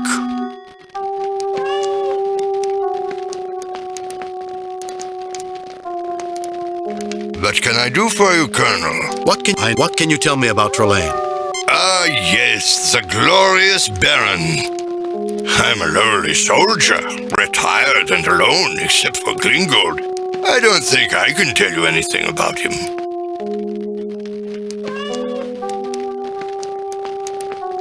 What can I do for you, Colonel? Where can I go to earn some money? I might be able to give you some money, Colonel, if I could think of something useful that you could do for me.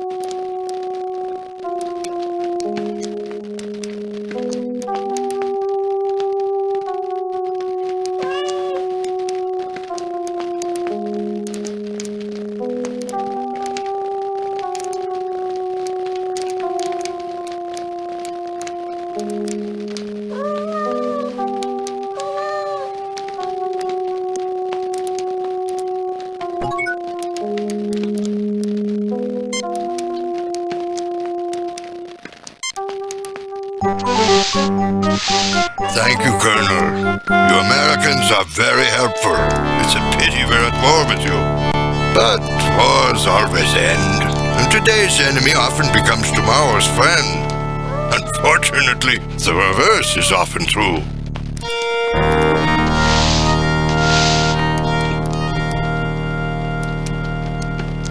Here, it's not much, but money has its uses. Thank you. Perhaps you might be able to use a broom around here. Why, thank you, Colonel.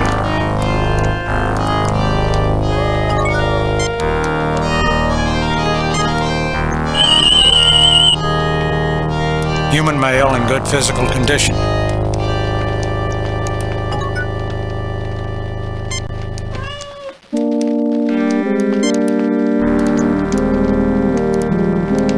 What did you do?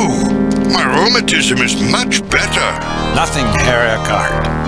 I'm just a simple country doctor.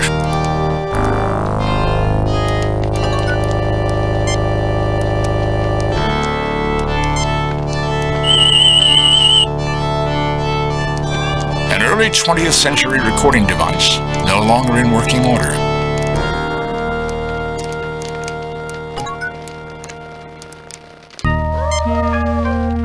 The gramophone is not functioning. It would appear to be a trivial malfunction. Do not concern yourself with it, Captain Spock. Gringold does not like loud noises.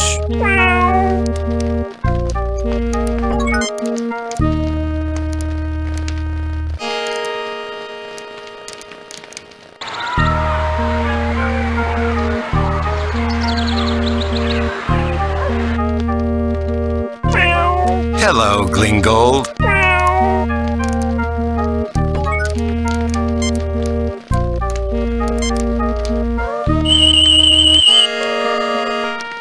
Terran Cat, feeling very self-satisfied.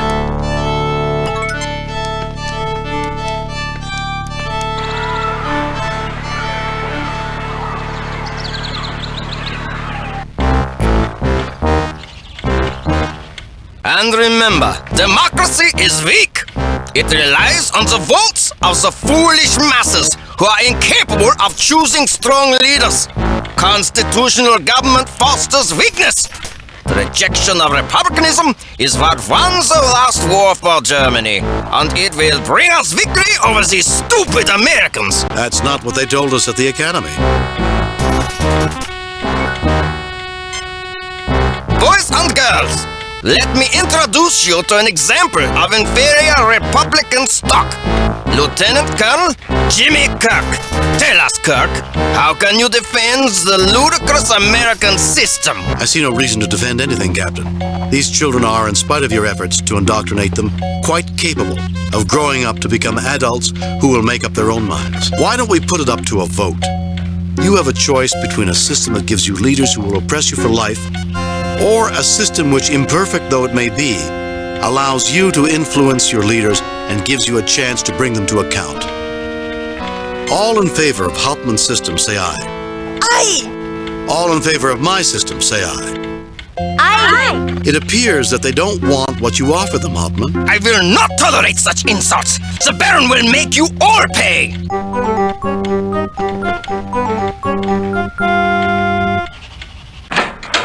Jim, wasn't that a violation of the Prime Directive? Dr. McCoy, this is clearly an imaginary culture with no real existence. The Prime Directive cannot be reasonably extrapolated to affect such a culture.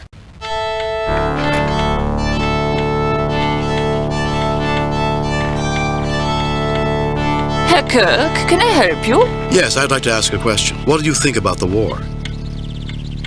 It's horrible. With any luck, my students won't have to fight in such a war once they get older.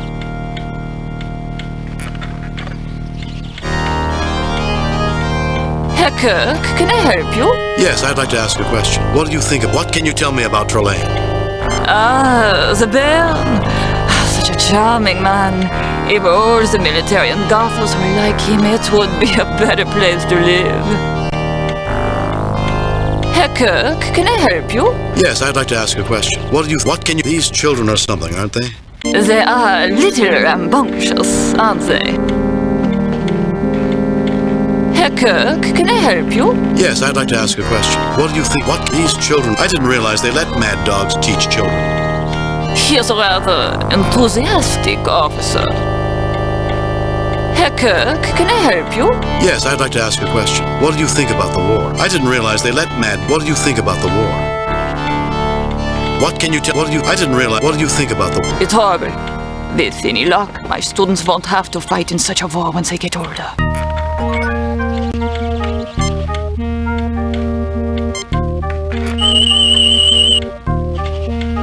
Captain, another abnormally high reading emanating from the chalkboard.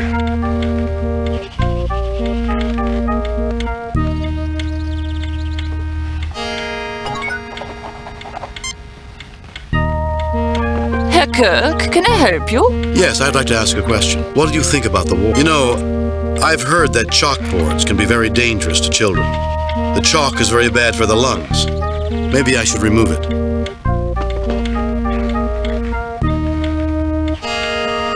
You want to remove my chalkboard? Nein, absolutely not.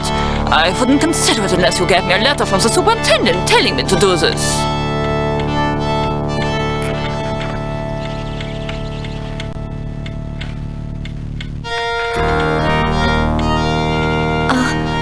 Hi. Ingrid is very shy, Colonel. Are all Americans as handsome as you, Colonel Kirk? Why, Bones, you're never at a loss for words. You answer. Lieutenant Colonel Kirk, when I grow up, will you teach me how to fly as good as you? Well, I guess we're ready to ship you to the academy, Jim. Wow! A real American pilot! Can I shoot you as an escaped prisoner? No. Frau Humperdinck, Colonel Kirk won't let me shoot him. Is that fair?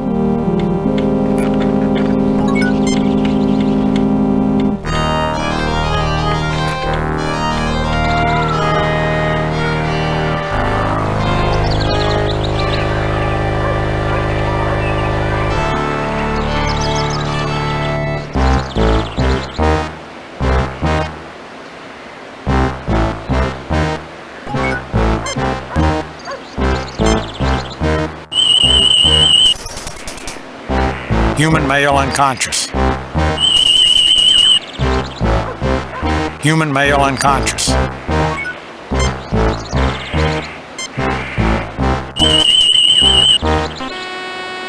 A German World War I Army rifle captain. There are no unusual readings from it. There don't have to be. Indeed, Doctor.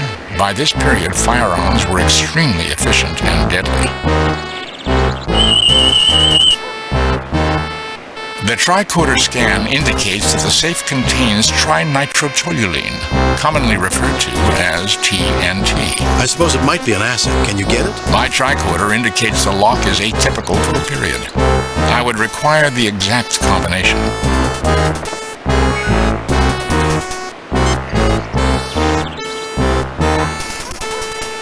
I could mind meld with him to get the combination of the safe. Do it, Spock.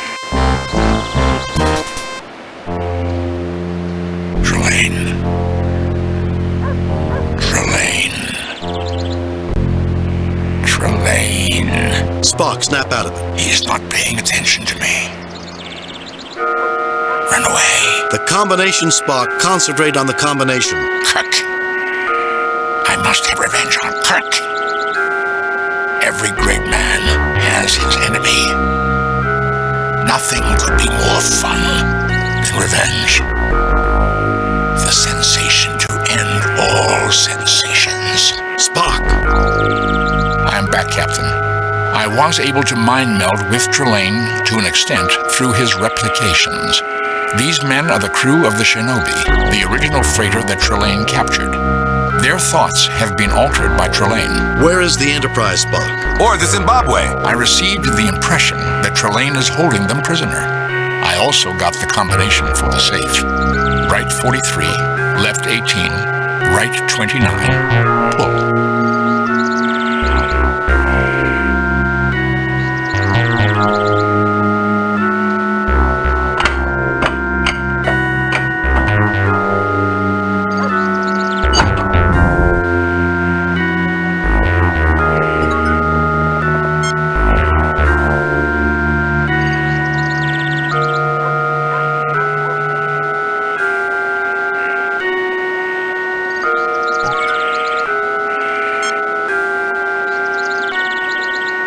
You have taken one of their rifles.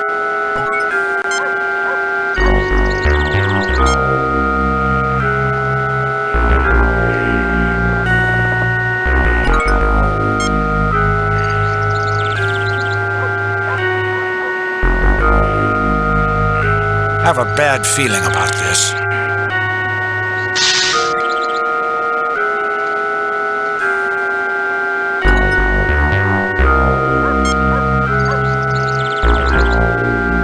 You'll never get me to talk. I would prefer that you didn't. Where's Trelane? Where's my crew? I will tell you nothing.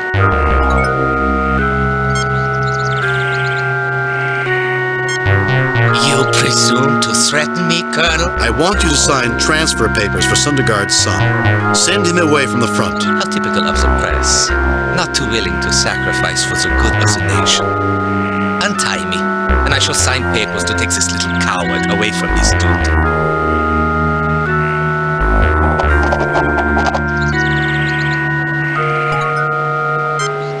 I'll get it.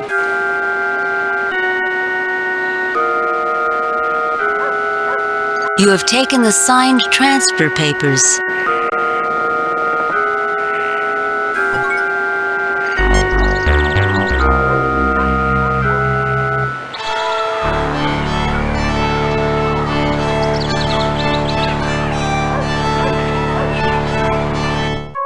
I can't believe the trench would be so close to the town. It shouldn't be. At this point in the war, the Allies had broken through the trenches. That's why Germany surrendered. Their defenses were crumbling, and they didn't want to see their cities destroyed. Only one of many illogical situations, Commander. The building where we were imprisoned almost burned to the ground.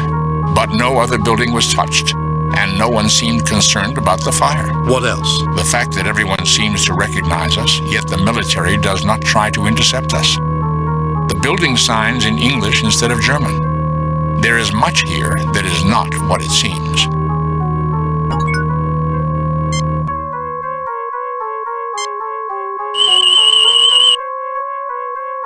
Captain, another abnormally high reading emanating from an object in his pocket. A locket of some sort.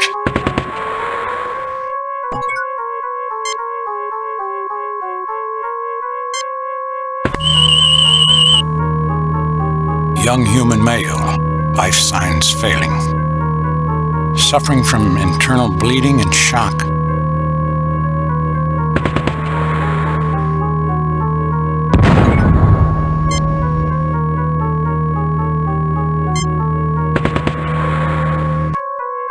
That's odd. I should be able to see immediate improvement in his injuries. But I have no response. That is because Trelane is interfering.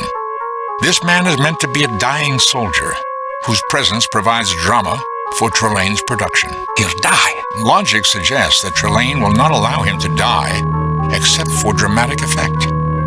Given the inconsistencies I've noticed, It is probable that he may be kept alive indefinitely. Can you give him something for the pain, Doctor? Nothing I've done has any effect on him, Commander.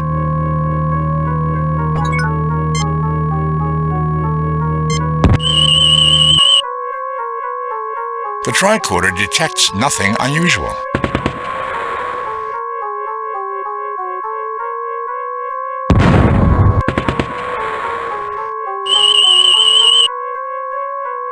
My tricorder detects nothing unusual about this trench. The tunnel only extends about 3 meters beneath the surface. Nothing to report in the west. What can you tell me about the war?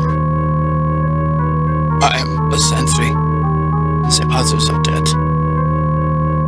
I think I'm dying. Nothing to report in the west. What can you tell me about Trelane?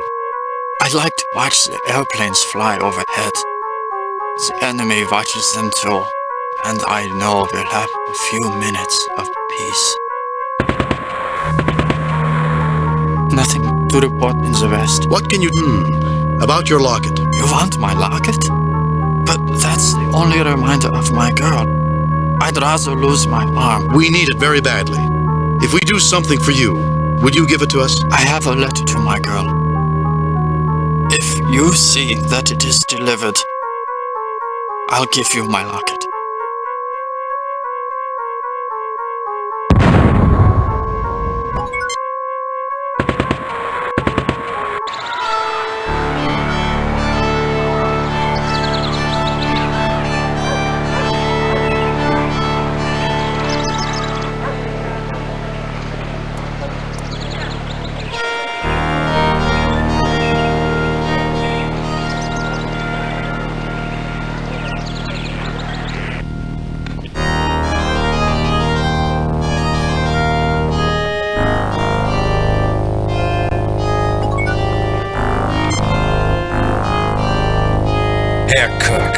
My position as school superintendent keeps me busy. I'm always glad to help you. You know, I've been to inspect the chalkboard. Can you deliver a letter for me? You know, I've been to inspect the chalkboard.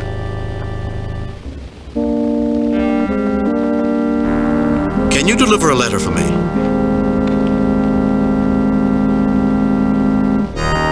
I could publish it, but I have no contact with those who deliver it. The answer must be no.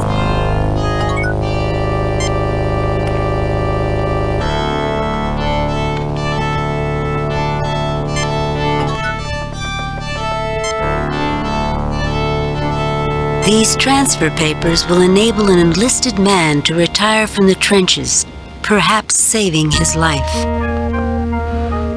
My dearest Hilda, you are the sun that lights my shadows. Your voice is the one that speaks to me when all other voices are filled with pain. Only your memory keeps this unbearable suffering from driving me mad. That and the hope that this war will soon end, one way or another, and that I may yet live to see your smile.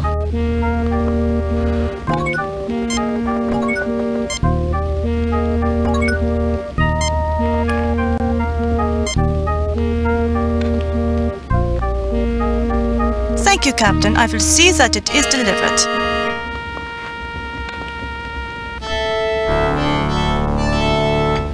And what is the Bluffmeister up to this time? He doesn't bluff. He just complains about everything. I do not. If I did, I would have hit the ceiling with my last hand. You dealt. You deal with it. There's no hand worse than the one you deal yourself.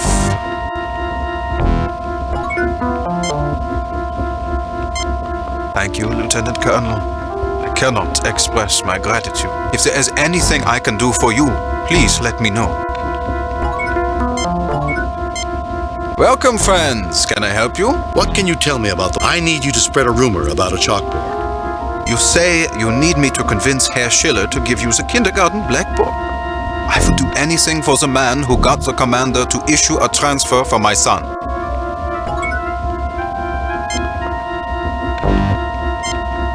Welcome to the game, Colonel. 3 hours later. My God! Where did you learn to play poker, Colonel? Starfleet Academy. We have enough money to purchase the clock, Captain.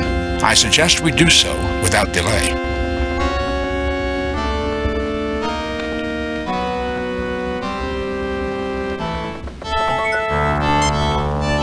Herr Kirk, though my position as school superintendent keeps me busy, I'm always glad to help you. You look worried. It wouldn't happen to be about the chalkboard by any chance. I have heard the most horrifying rumors about these boards. Do you think they are true? Absolutely. If you wish, I could dispose of the thing for you before anyone is harmed. I'd need a letter for Frau Humperdinck. Absolutely. Let me just take pen to paper. Take it when you want to destroy the vile thing.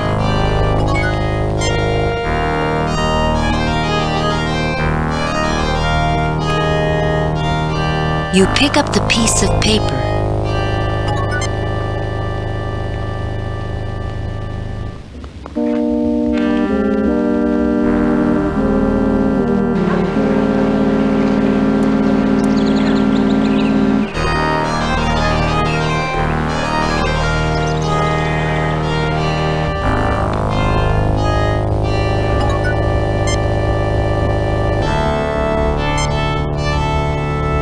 That's just enough to buy this neat clock.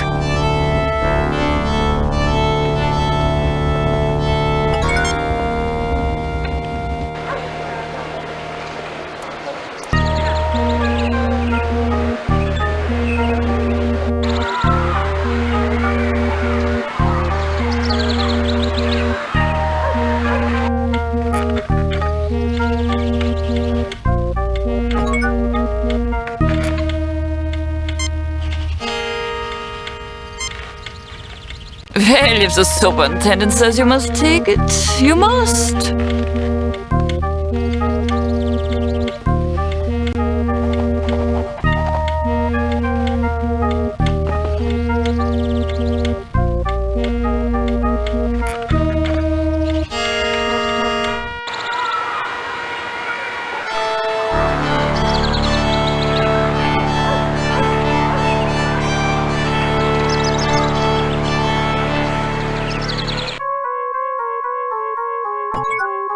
You get no response. Nothing to report in the West. What can you tell me about the war? About that locket? You've delivered my letter. I guess I'll keep my promise. Have my locket.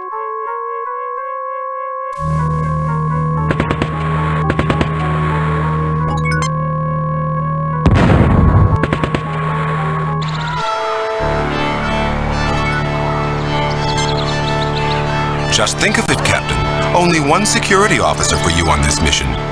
It must be unusual to have so little protection. Don't try to provoke me, mister. You may regret it. Do you always say things that are unbecoming a Starfleet officer? I don't know what you mean, sir.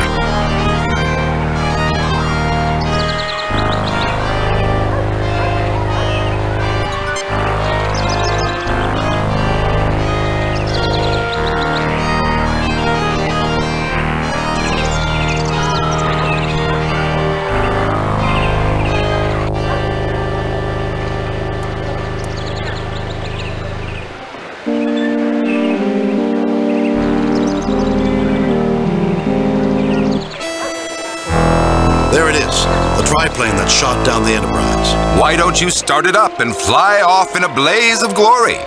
After all, you are James T. Kirk, the toast of Starfleet. The man who never loses. Mr. Ellis. What's the matter, Kirk? The truth hurts? You never let that get in the way of your ego before. I'm putting you on report for insubordination. We're all upset, Mr. Ellis, but these insults won't solve a thing. I don't believe in mincing my words, Captain. If you can't accept my honest opinion, too bad. Fine, but do yourself a favor and stay out of my way. Kirk, I'm going to be in your face so much that you're never going to forget what I look like. Commander, I know a treatment that has a good success rate at reducing excess aggressiveness. It's called reason.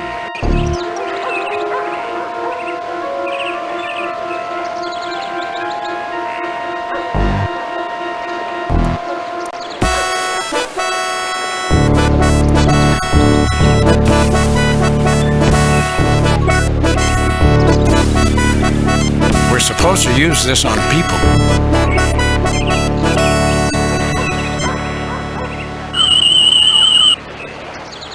Captain, the force field around the castle is extremely intense. I get the same energy signature from it as I did from the triplane that attacked the Enterprise. Mr. Spock, is there any way to penetrate it? The force field permeates the ground, Captain. The largest weapons of this era could not penetrate the force field. If we could generate a disruption on the wavelength, the field could be breached, although we would not have much time before it was reestablished. How could we generate such a disruption? By physically destroying other objects that resonate on that wavelength. Objects like the power objects that we have already found.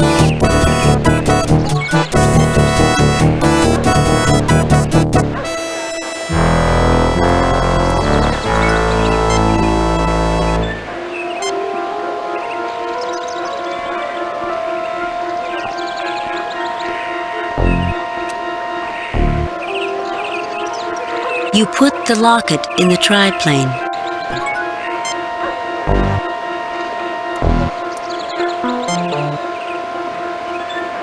You put the chalkboard in the triplane.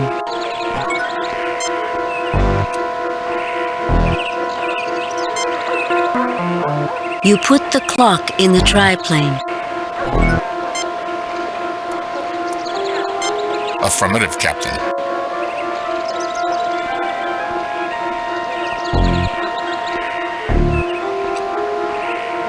Everyone stay well back.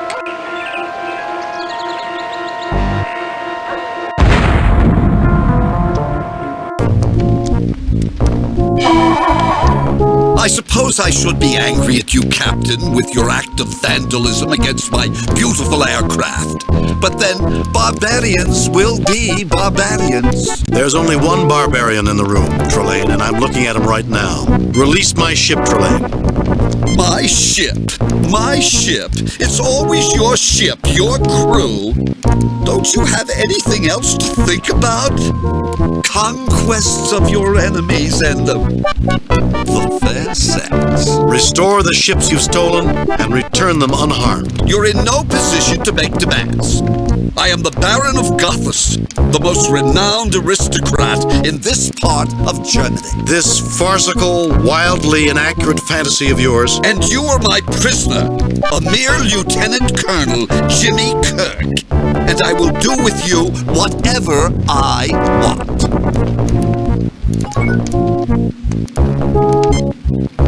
This bottle contains a very realistic reduction of the SS Shinobi, a freighter. This bottle contains a very realistic reduction of the SS Manikier, a Denebian transport. This bottle contains a very realistic reduction of the USS Zimbabwe. My ship!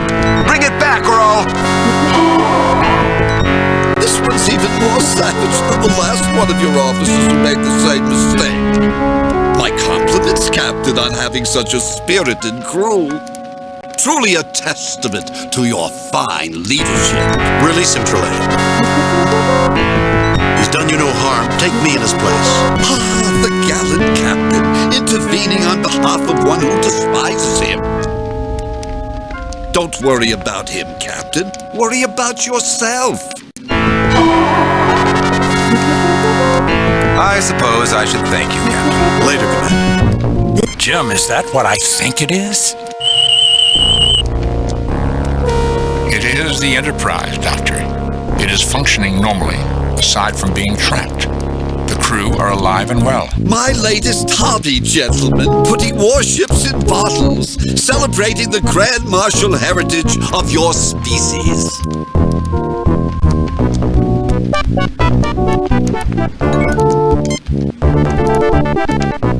Captain, thank goodness you're all right.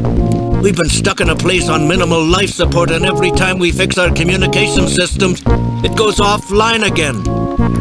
Shall we try to beam you back? That might be problematic, Mr. Scott. Be careful, Captain. We've scanned 2 life forms that are right off the power scale. 2 life forms, Scotty. Scotty, come in. How like an engineer your Mr. Scott is. Always fixated on the unimportant. Well, Captain, I suppose you're about to make your grand plan of escape. You must think you're pretty clever, Trelane, with your replica of the First World War. Why, thank you, Captain. I wasn't complimenting you, Trelane. I've never seen such a piece of nonsense in my life. Although you could have made that trench scene much more realistic. Really, Captain? Look into the memory banks of the Enterprise, Trelane. Recreate what's in there, and let me show you firsthand the glory of one of the bloodiest conflicts in human history. Not a liar, just misinformed. Use the memory banks of the Enterprise, Trelane. Recreate what's in there. War at its most realistic and terrifying.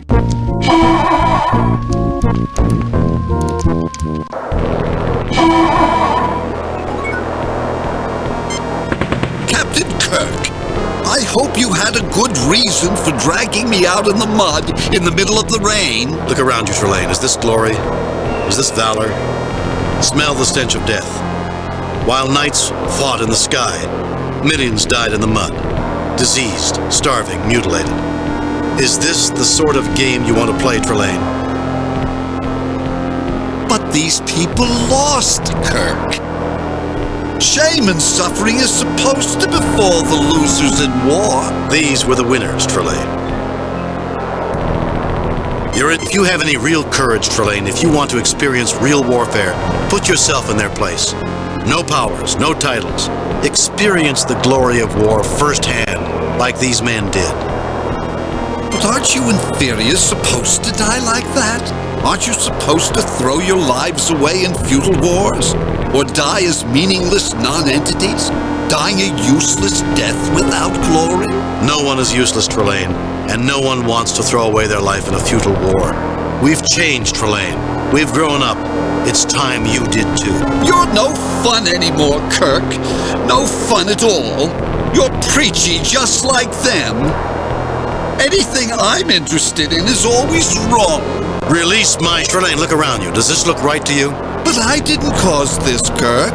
It was your own species' suicidal tendencies that did this. Trelane, I'll tell you what, Trelane. You can keep the Enterprise. All I want is your triplane. You want my plane? You can't have that. It's mine. But it's a lot nicer than the Enterprise. What would you rather have, a nice red triplane or a clunky-looking starship? Which one is better, Trelane? Why, my triplane, of course. Then why don't you make lots of triplanes and let those dusty, dirty old starships go free? Just think of all the fun you can have putting them in bottles. Why, Captain, you've given me a hobby. I can hardly wait to start. You'd better set those starships free, Trelane. You're going to need a lot of room on your mantelpiece for your new ships. That is true, Captain. Captain's log. The missing starships have been restored to normal size and are about to return to their assigned missions. It was horrible, Mr. Spock. Trelane recreated one of the greatest tragedies in human history. I've seen a lot, but even that... The waste of lives is appalling, even when one operates by pure logic.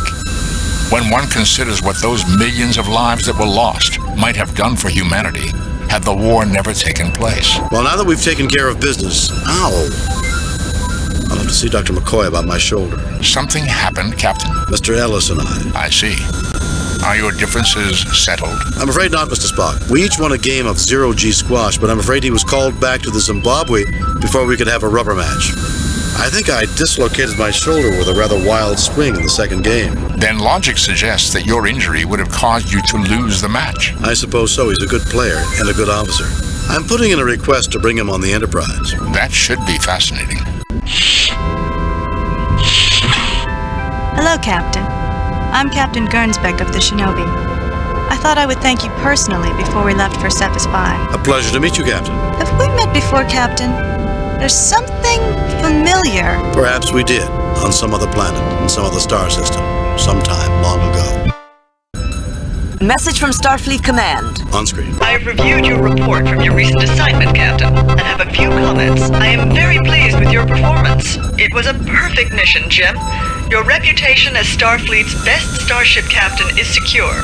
Kane out.